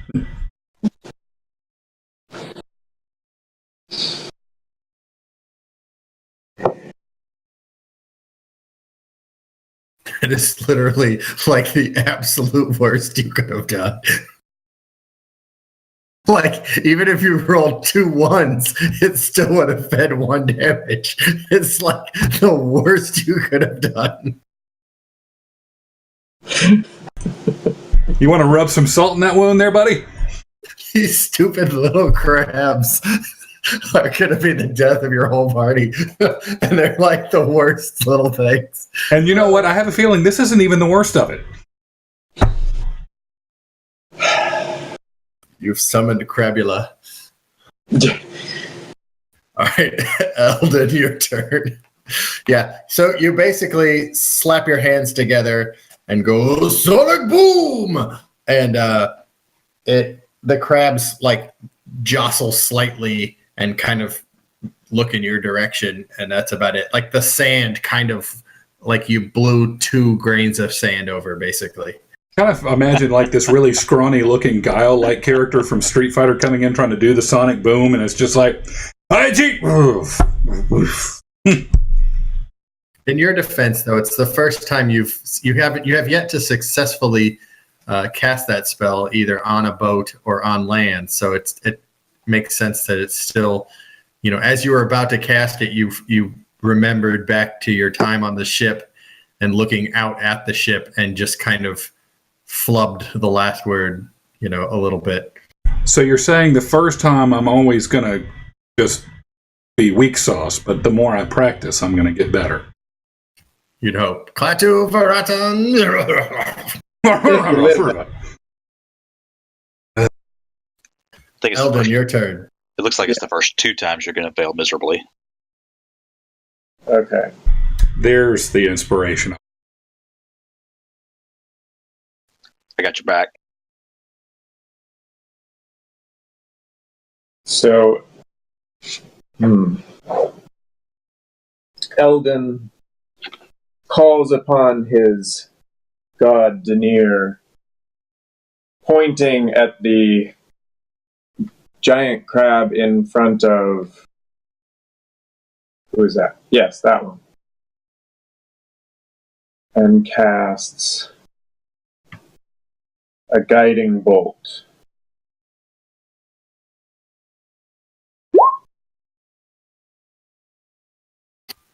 It hits. Good. How do I do the... where's the damage at? Like the word guiding bolt. In the chat. Oh, yeah. That's a light attack. What is it? Okay, so... Flavor text on that? Sorry. Radiant damage, and the next attack against target has advantage, which doesn't... What is it? Is it just sort of like a lightning bolt, or is it a... I guess it doesn't really matter. I was just curious how to Oh, yeah. Hold on. how to do it. So you say, do you say Doran or Durin? Denier. Denier. This is Denier. That is Defar. A flash of light streaks towards the creature within range. So you're all looking at the crabs, and basically as soon as Quinn's Thunderbolt thunder wave goes through, a flash of light occurs, and the crab in front of him basically explodes into pieces. A warning next time, Eldon, before you blow up a crab in my face. And then, as a bonus action, I point towards Siona and, with an inspiring, healing word,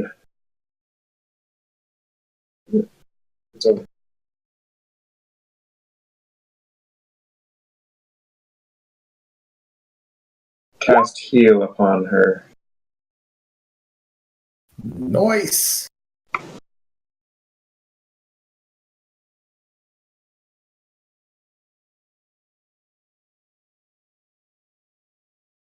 You just crit healed her. I did? It's a 1d4 plus 3.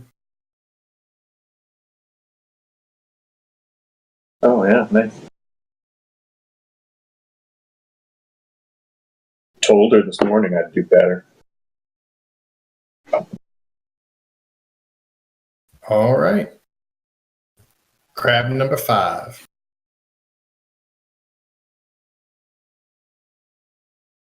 I might need to resort the initiative once this crab makes its turn to fix what I did.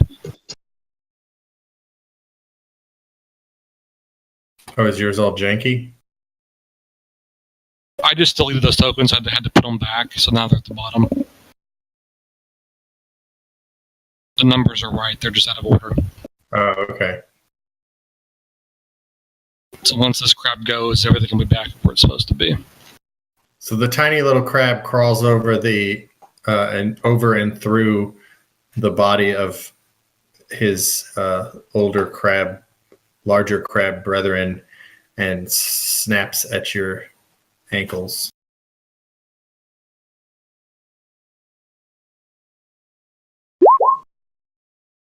Well, that misses. Again, boots of crab deflection. Or drunk crabs.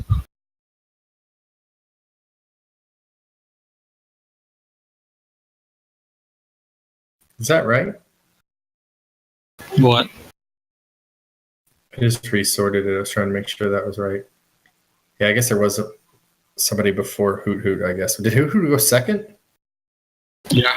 Yeah. Yep. Okay, well then it's his turn here.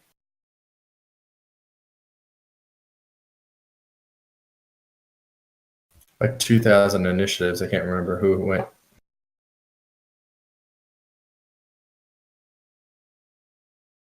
Wait a minute. Good Are we missing a giant crab in the turn order? No, he did. There's 2 dead ones. Yeah, the other dead one's still has initiative. Never mind. Okay, there we go.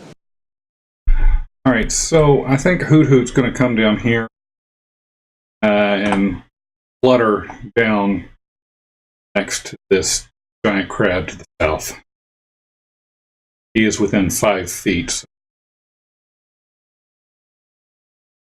Actually, now that I'm thinking about it, R has no weapons. That's not true. I have weapons. Okay. Oh yeah, you have 1,000 knives. Well, he's down to 998 now. Yeah. All right. So I'll move Hoot Hoot down. Southern crab and there. Hoot Hoot is done.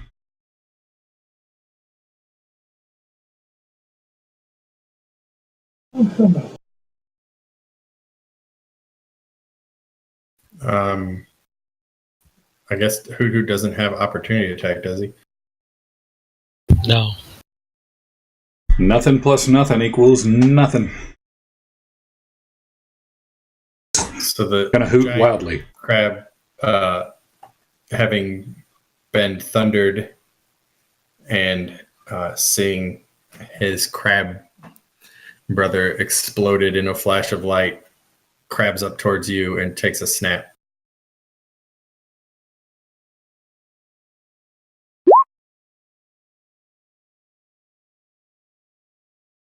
Swing and a miss. Again, he just kind of crabs out at your robes, but you're able to kind of, use the billowiness to sort of deflect his crab grasp.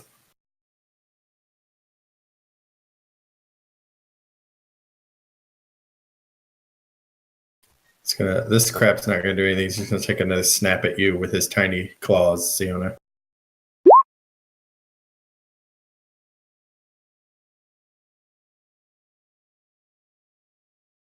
Take your 1 damage. He takes his little tiny claw and finally gets through the toe of your boot and gets a good claw nip.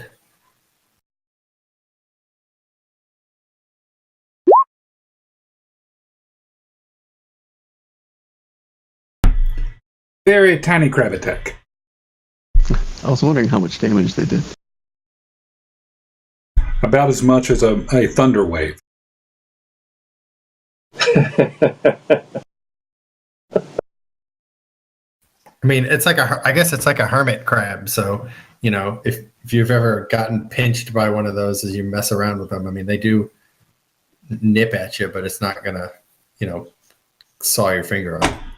That makes my spell look even worse if it can't do anything against a damn hermit crab. It's a poor operator who blames his tools. I'm not above it.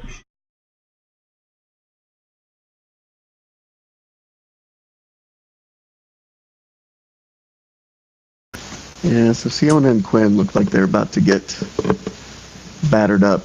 So, battered crab.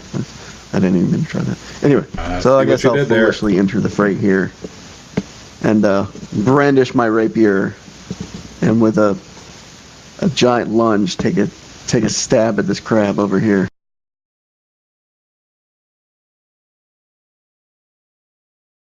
Yeah.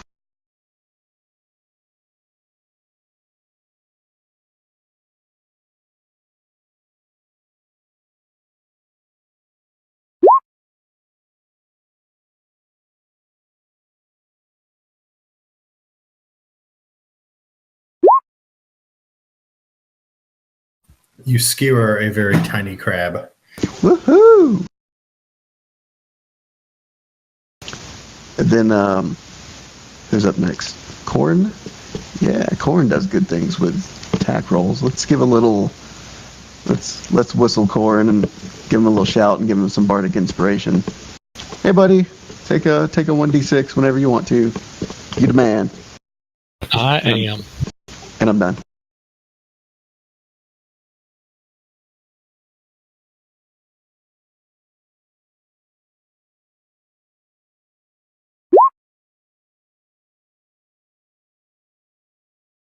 That misses. Boots of crab deflection. Those are the best boots. Another little crab who was snapping at you earlier takes another snap. I'd say that misses. See if I can wear some of these. Women have boots. Corin, your turn. Alright, I'm going to pull out my short bow and attack that guy right there. I don't have advantage, but because I have an ally within 5 yards, if it hits, I still get sneak attack.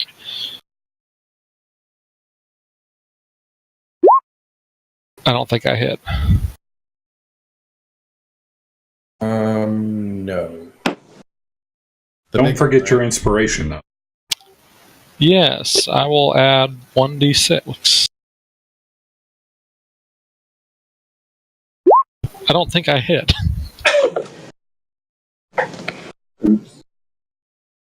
Let me make sure. Armor class, nope, you miss. Yeah, I thought so. I think I'd roll a 15. All right, so I'm going to. That's a short bow, right? Yes. I'm going to then move right over here and pick up one of my daggers. No, I can't do that. I've already got my short bow. I'm still going to move over here, though, and just be ready to pick up my daggers. And I am done. So now it's Siona's turn. Siona is going to stab that guy right there with her longsword. That crushes it into little bitty pieces.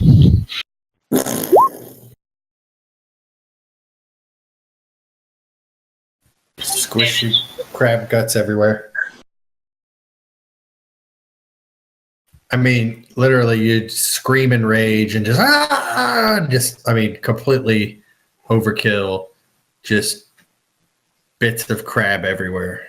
You're scuffing my shoes. Just kills it dead. It's like basically Tiny Gallagher. You take this and just smash a tiny watermelon and just little pieces of crab go everywhere. How much damage was actually done there?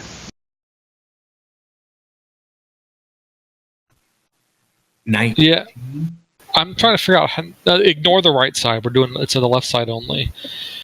Okay, but then if it's left side, I didn't know it because if it's crit, you take. Well, it's a crit, right? So in this case, the right side would be her two-handed damage. She's only using it one-handed, though. Okay, so yeah, then it's a crit. So does that automatically means max damage, right? No, you roll your damage like normal, add your modifier, and then roll damage again without your modifier. So that's what it is. It's 6 plus. She rolled a 6 and a 1d8, added 4 and got 10. Rolled another d8 for the crit damage, got 7, so 17 damage. Basically, crits are you just add you roll another damage die for your attack Without the proficiency. not proficient. It already knew that you did that when you clicked longsword. That's kind of neat.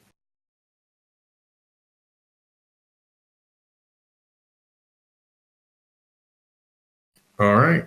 Let's see. Oh, this guy's already dead. Boots of crab deflection. Don't fail me now. Tiny crab takes another swipe at you.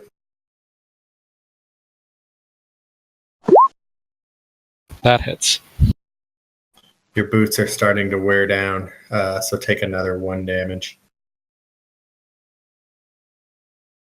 Did you take 1 the last time?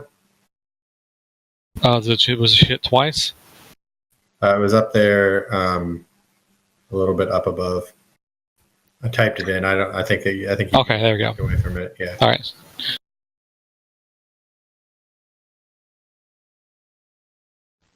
Zatos.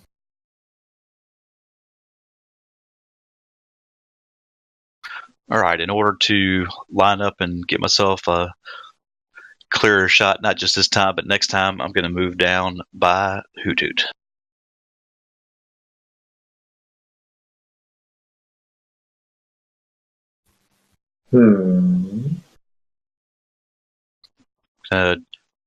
Draw on this closest big crab right here beside me, and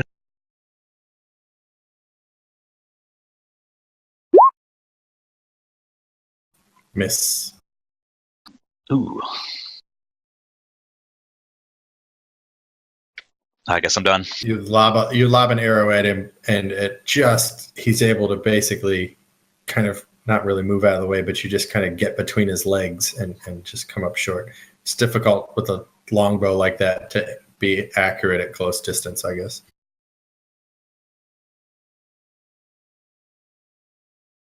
Quinn with 6 apostrophes. It's your turn. Do that? I don't know how to fix my name. It's on character sheet. It doesn't really matter. It's just giving me a hard time.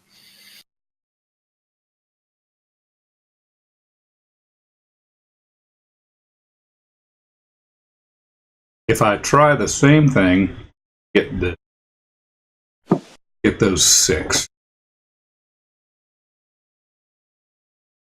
Right? Yes. I like that. That's a cantrip. No, I have 2 spells. Oh, that's right. Sorry. Yes. You can cast the same spell twice. I think so. Yep.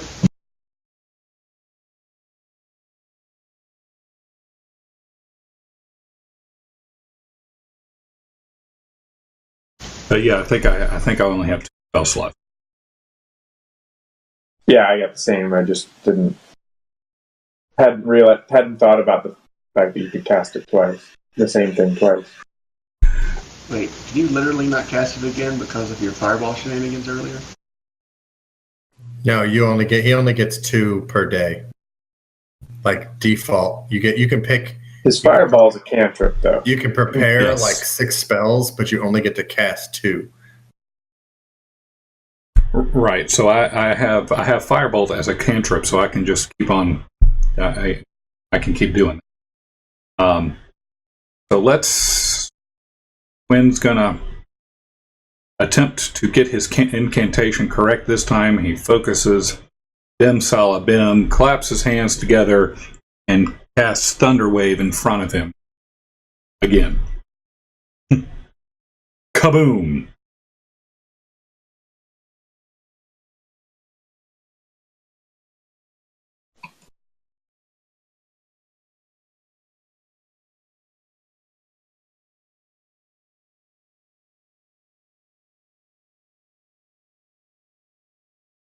You might do 2 damage this time. I'm not getting my hopes up here.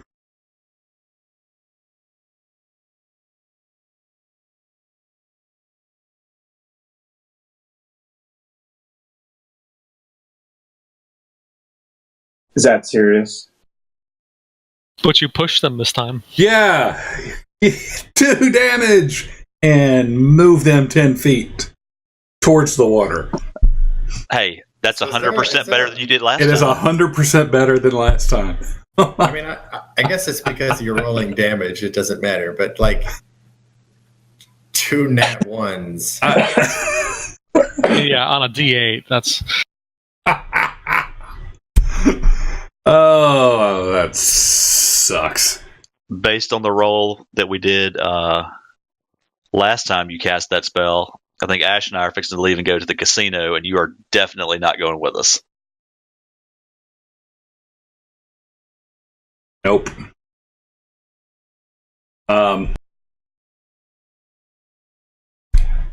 So, 2 damage. Wait, okay, I have a question about this.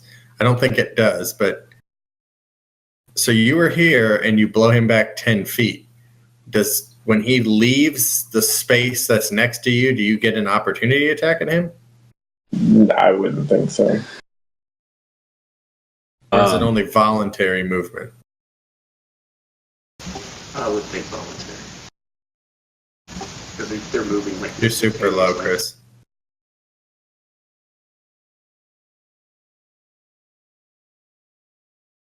I don't know how that would work. I would think it's no OA because they're like instantaneously being blown away.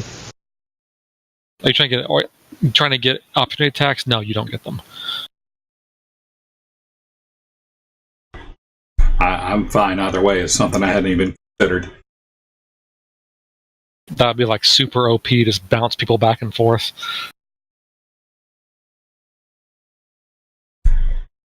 So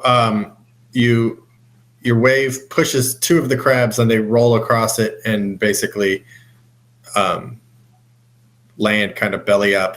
The bigger crab slides back from the shockwave, but you can, a little rattled, I guess, but you can tell that he's still doing pretty well.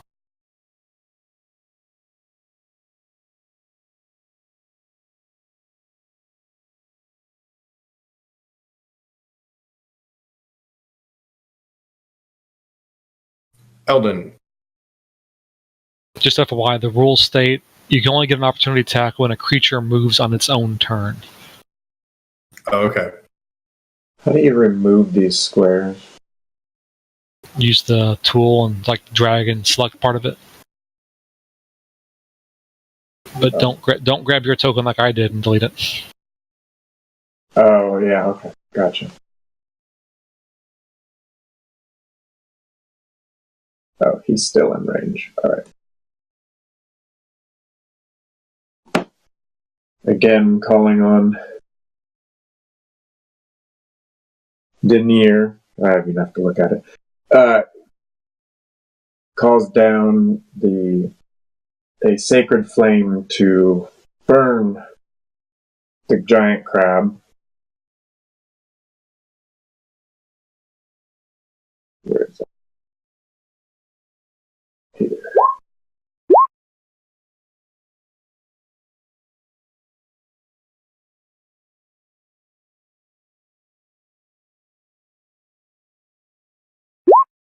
So he needs to save.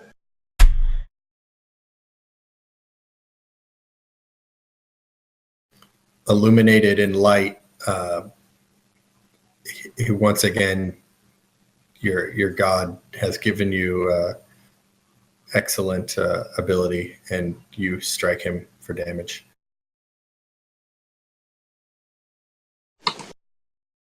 I actually have to type that one to roll it.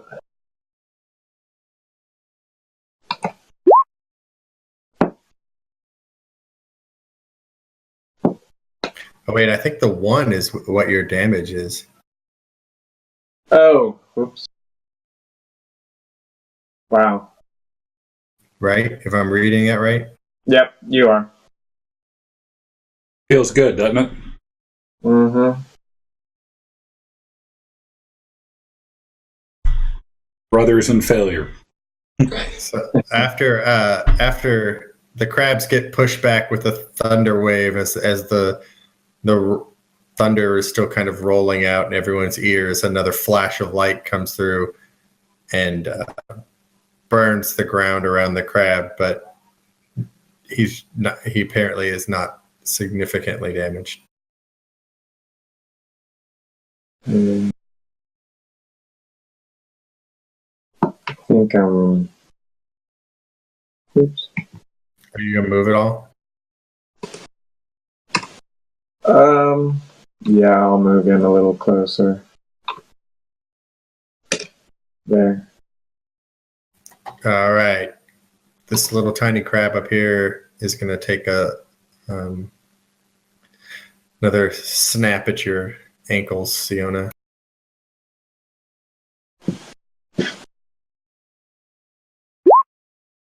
Well, that snap missed.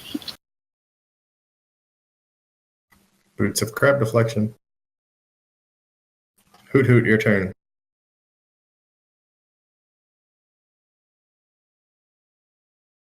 Hoot Hoot is going to. Well, no, I think Hoot Hoot's going to stay.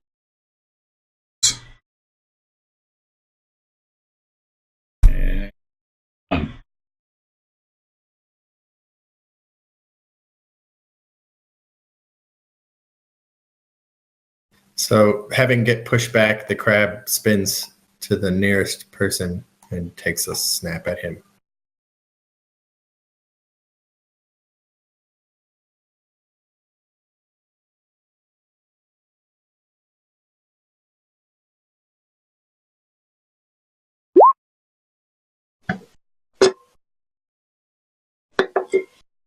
And remind me which one that's against.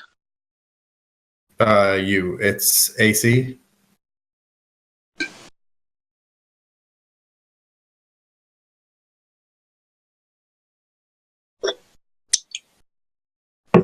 That hit.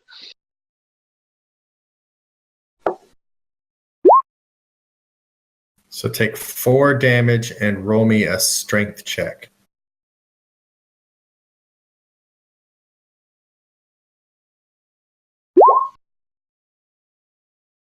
So he reaches out with his claw and grabs you around the leg and pinches in on your leg, but you find yourself grappled by the crab and take a little bit of damage. A little bit more. No, you do. You just that initial 4, but you're grappled now.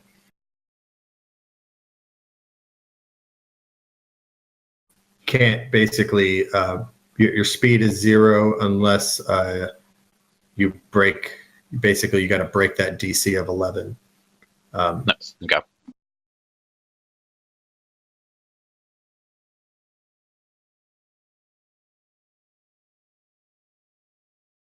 Raz.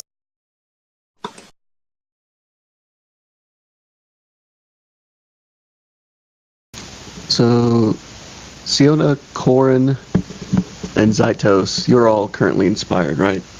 Zytos, have I hit you yet? Nope. No, I'm not inspired. I used mine. Corin did. Oh, let's see the turn order. How many of those do you have? Right now, 4 or 5. My charisma modifier. Oh, yeah. That charisma. That charisma dough. Let me inspire Zytos. You look to be in trouble at the... Actually, no. Corin, you said you burned yours already, right? I did. Say that again? Yes, I did use mine. Okay, I'm going to inspire you again because you like to stat things. And I'm going to move over and hopefully take a big old swing at this little crab here so Siona can move south safely.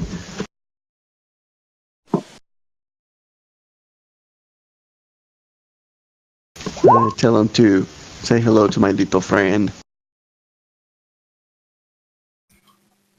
I'll roll damage.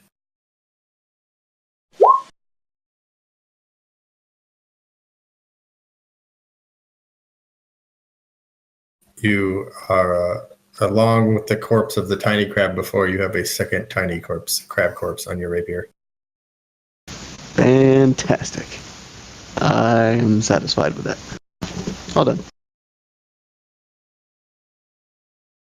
I sat on my foot and now it's asleep.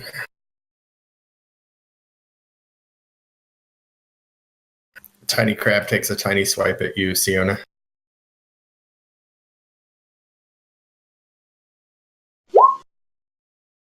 Miss.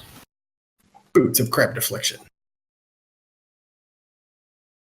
15? What is your AC? AC? 18.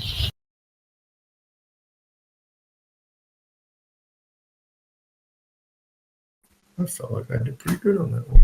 Have you tried throwing some more crabs at her? Thanks for playing. She's got chainmail and a shield.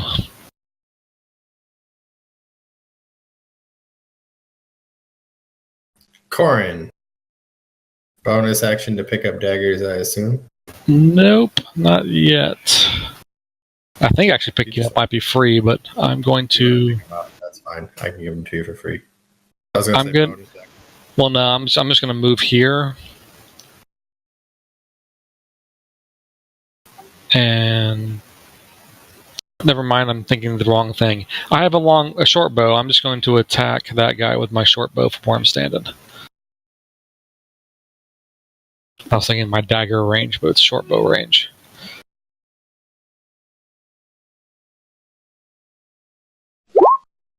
Well, that hits. Right in the ass.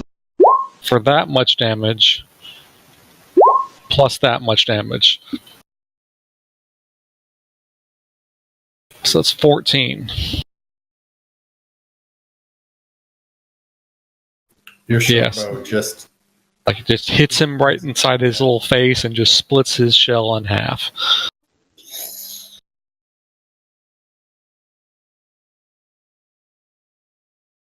So yeah, since I'm standing here, I'm also going to pick up that dagger. Both of them, I guess. Yeah, if they're both there, I'll grab them both. That's fine. They can be there. Siona's turn. All right. Well, she's gonna kill the one guy next to her. Stomp it with her boot. Nope, she's just gonna slam her, Jeez. stab down on there and just smash it a little bit, or slice it right in half.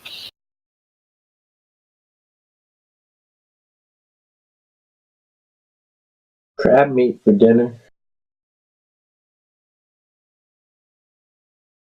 for lunch. It's kind of early in the day, isn't it?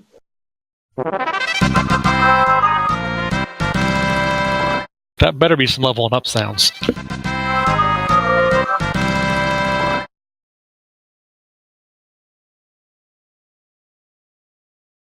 Did that short bow attack just completely obliterate that giant crab? I hope so. If it didn't, then we're really in trouble fighting him at level 1. That's some crazy damage.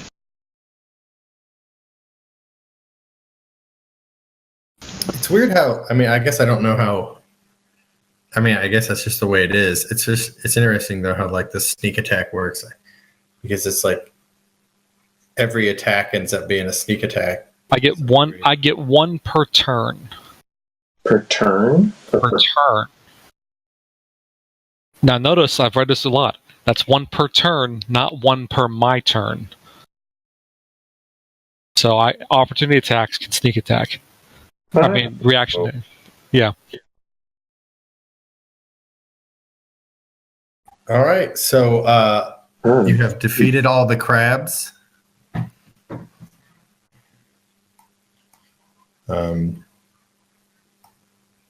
Yay!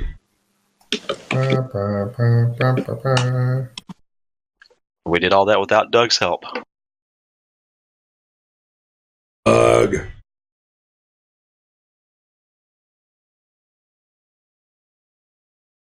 All right, so out in the distance on one of the reefs, you can see a battered chest with some you can make out some glint. Oh. You should go check that out, Siona. Do we think we should send Hoot Hoot over to see if sees any? I'm just going to shoot the chest with my bow. See if anything comes, out. Oh, but if it's decayed though, what if all the gold falls out of it? Then we're going swimming. I shoot it with my bow. Really painfully. Does that say Doug? Oh, I had the wrong person selected on my thing. I have Doug's character sheet, so I'm allowed to speak as him. So Doug just right out of nowhere. Where the hell did Doug come from this time? He's launching volleys from the backside of the beach. He pops out from inside a crab and.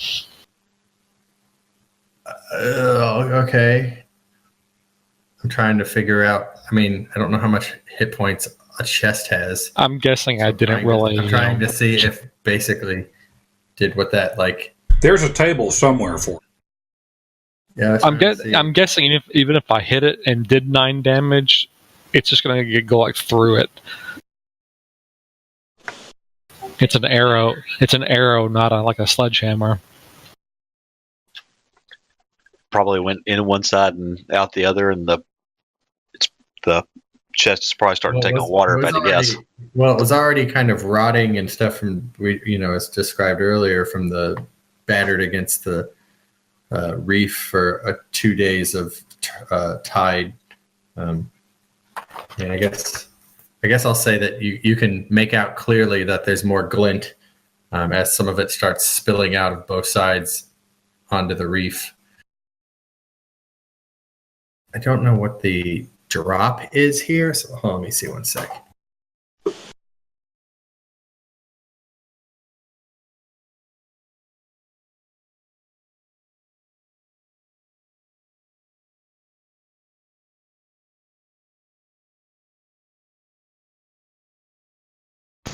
I'm definitely a fan of sending out Hoot Hoot for recon. I'm going to say one foot of drop every 10 feet of distance.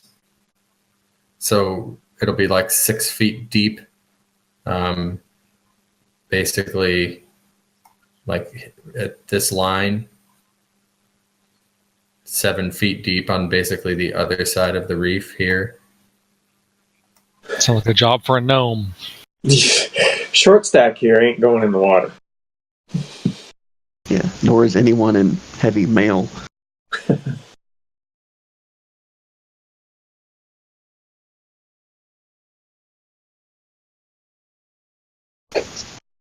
Can So, we I at can all say- get onto the ship? I mean, it's been reefed, so there's probably holes on the side that you could crawl into.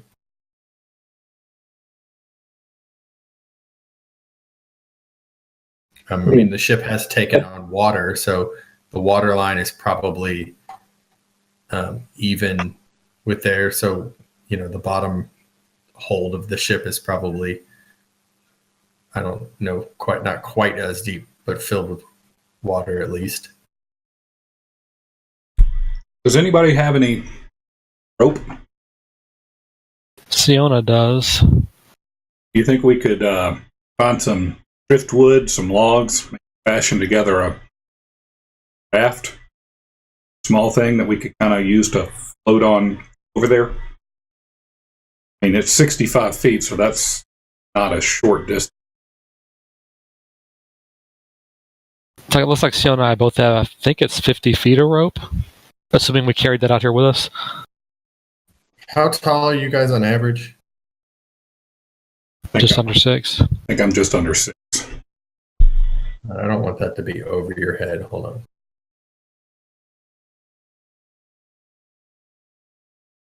So 4 feet would be just above waist level. It would be chest. It'd be chest to shoulder. Yeah, I'm going to say that. So anybody basically 6 foot tall, it's kind of between sternum and belly button, in depth. So you can kind of, get out there and you could lift this off this reef or climb onto the reefs without having to incur, take off your armor or worry about drowning for tiny people.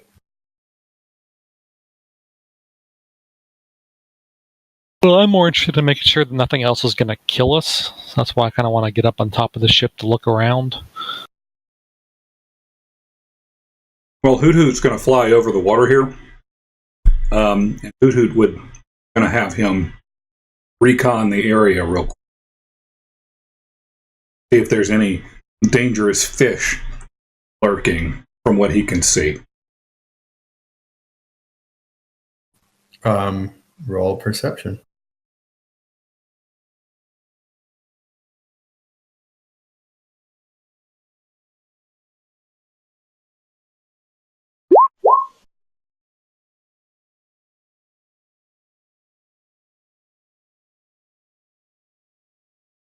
He has advantage on sight perception checks, so that would be the 15. Guess it doesn't matter.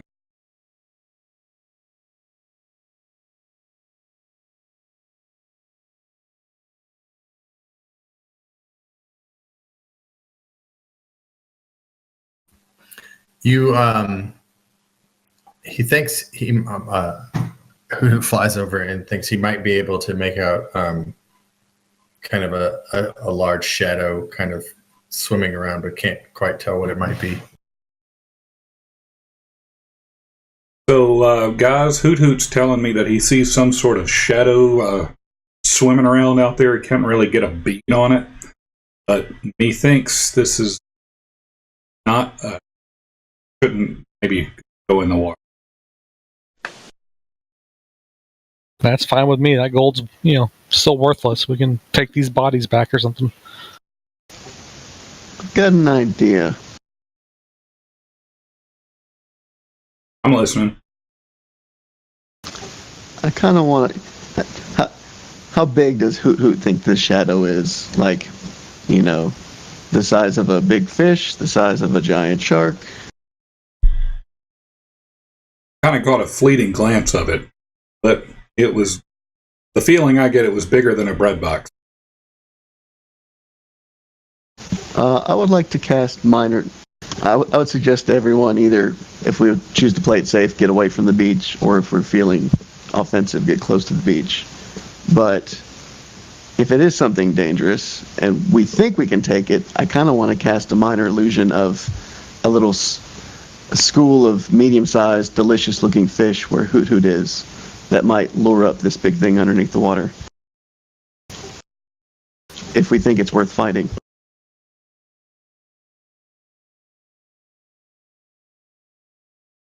Or we could just take the bodies and call it a day. That fight exhausted my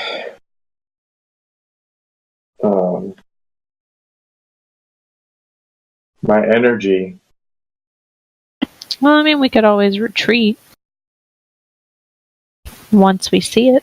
I mean, the water under Hoot Hoot's only like 3 feet deep. How bad could it be if it can get there? I don't know if I want to see a pissed off octopus or not, but I think that could work.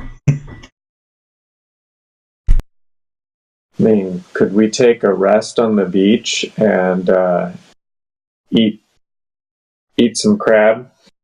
Create a fire and eat some crab?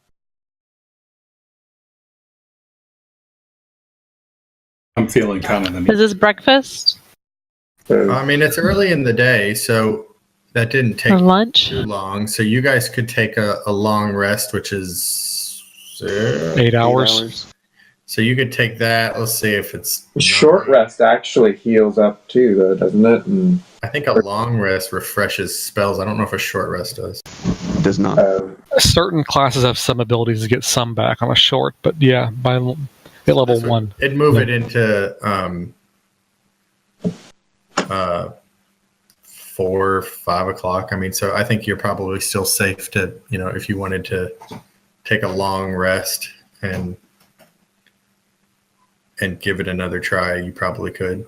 That being said, do we want to pause on this for next week? Looking at what time it is, for me, I don't think I don't know what's coming, but if it's another battle, I don't think we're going to have enough finish in a. Yeah, and I don't care if we go back to our encampment or stay here, but yeah, it would definitely have to be another day. Well, I suggest we take the bodies back, and then And the crabs. Where are we on the map? Like just in front of the beach, like in front of the encampment. Like we could yell and they could hear us.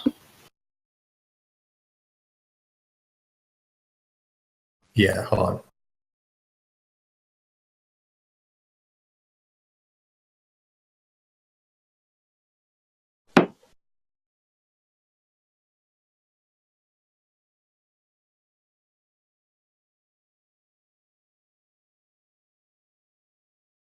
So I've lost the ability to click this apparently. So since I had forgotten we're like right outside the encampment, all the survivors. I'm thinking we take the bodies back, let them do what they want, then we go find like one of the rowboats that I'm sure survived this, and we use that to get out to the chest. I think that's a great plan. It's not a rowboat or some sort of implement. I'm sure that the villagers have created something by several days. Well, they haven't, because they haven't been able to get into the water because of the creatures. So after the first group died, they've largely stayed away or fished at a distance. I just figure when we were evacuating the ship, some sort of ship's boat had to have, gotten off to help us ferry supplies to land. Well, it crashed in the morning. It's only been, but we can look around and see. But it's only chest deep or so where the evacuation was. So right, people probably jumped in and kind of made way, swam to shore. Yeah. Okay, well then if we don't have a rowboat, plan B is we go chop some trees down and build us a bridge. Or little rafts, little one-person rafts. Maybe a trebuchet. Maybe we could use some of that rope. Lash it together. Unless Hoot Hoot thinks he can drag a rope out to that ship. It's actually not. I think it's too far, though. Well, yeah, if it's 65 feet, I mean, he could drag the rope, but it's... Well, my rope's only 50 feet long, so we could tie the two 50-foot strands together to create 100 feet. Maybe, I don't know how dexterous. I mean, it would be kind of weird for an owl to sit over there and try to tie a knot around this treasure chest. But I think he could I think he could probably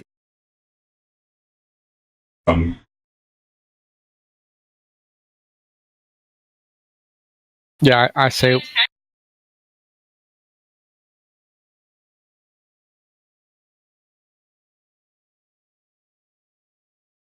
Well, all right. So you guys take the bodies back. Or you go back and you tell them that they can come back and get the bodies. A group comes back and kind of scoops them up with some blankets, as the bodies are pretty gross. Takes them back and builds sort of a funeral pyre off to the distance.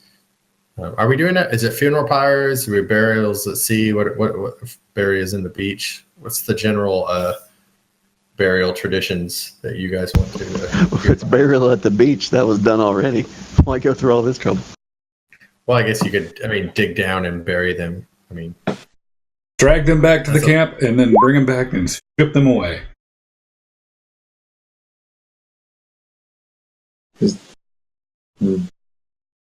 I guess the two religious,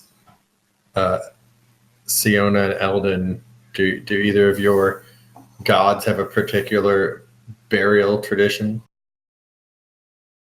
Siona's would probably be burial at sea, I imagine.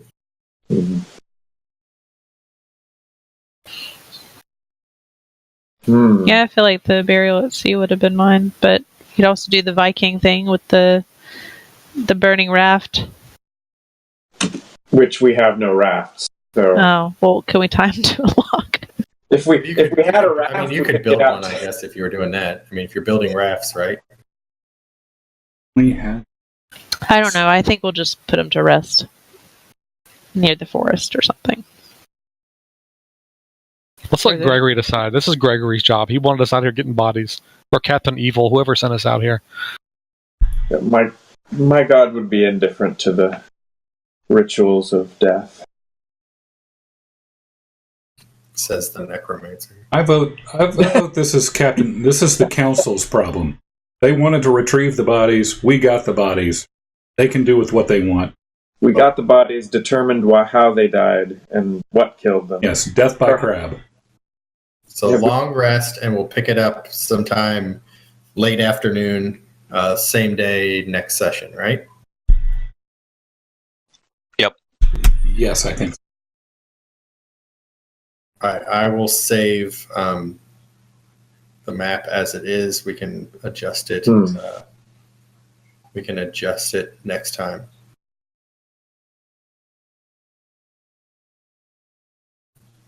All right, during this long. I feel like the combat's getting better. A long rest from morning to evening. You can long rest whenever you want. I understand, but usually, it'd be like morning to late afternoon.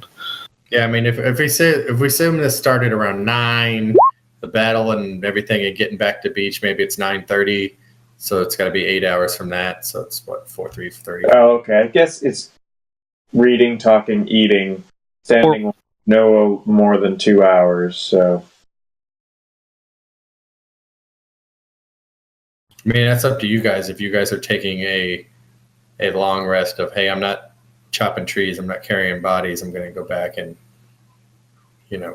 put my feet up and kick back. And just remember, we walked out here. The past 2 hours of gameplay was 18 seconds of game time. We haven't been out here very long.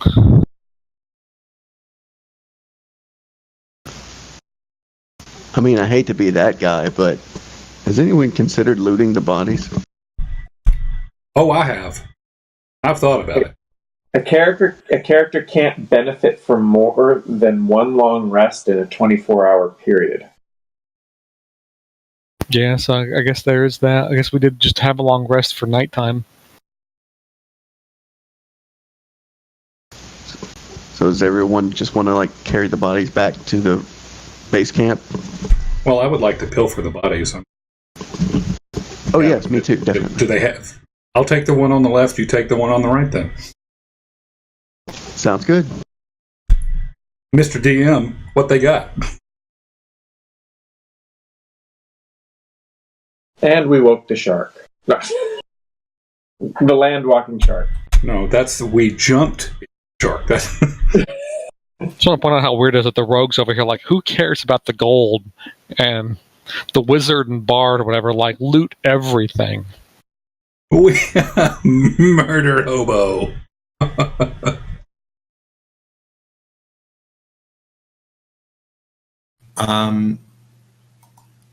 Let me look that up or try to make a determination. I don't think they've got much. I mean, they were the band of people coming back out to try and salvage the remains of the ship. So it would have just been whatever a normal person kind of carries, a worker, sailor kind of person. They might have. Did you go back into town wearing their clothes? Some poles with hooks or something. You think they might have like a Slim Jim or something? Some sort of food or... I am not looting the bodies. Say a little prayer for them. Yeah, like, you guys realize they can see us. We're like 300 yards from everybody else. Or 100 yards. Well, they can't see what we're doing. I'm just kneeling over the body, presumably also saying. I feel like that should be like a sleight of hand thing. All right, Corin's like, yeah, whatever, guys, and he just starts walking off back to camp. Not like we're pissing on the bodies or anything. We're not trying to desecrate them. I'm putting myself between the town and the body. Oh, you son of a bitch.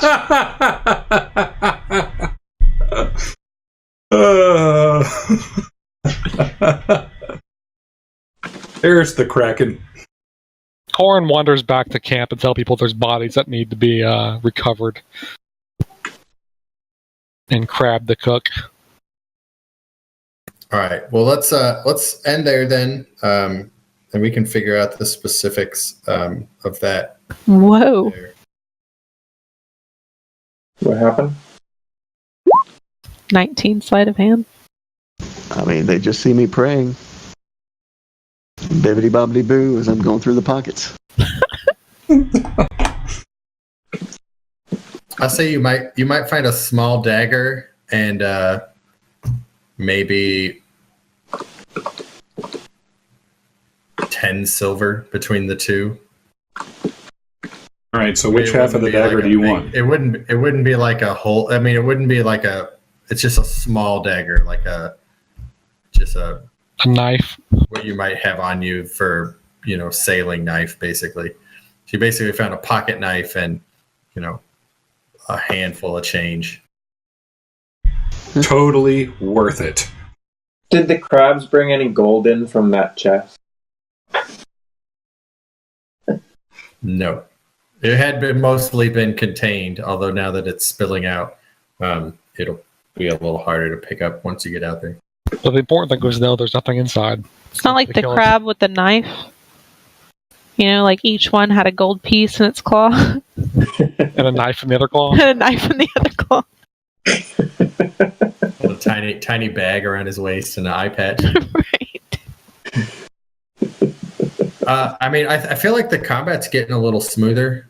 Short of our weird how does cone damage. Thunderwave. I feel like there is a lot on Reddit about Thunderwave and how does it actually work. That was my fault. No, well, it feels like it's a pretty common problem. So I mean, I think we should go back to just Ash. You should just here's how it works, and we just go on from there. Make something up. Someone mentioned the 4th edition kind of actually used to have that all drawn out. I don't see it in the 5th edition book. Yeah, I saw one drawing out for 3.5 too, but nothing for 5.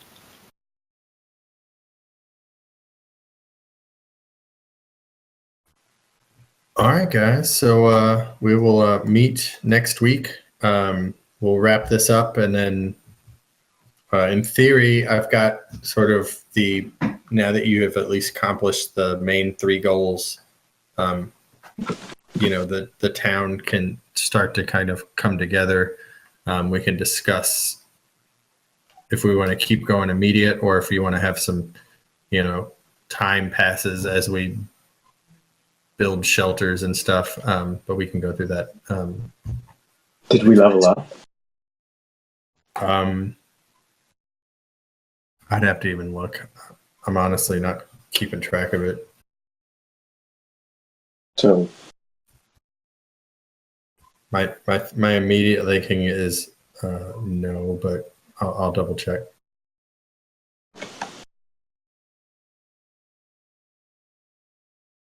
I'll have to go back through and do the math on some of that.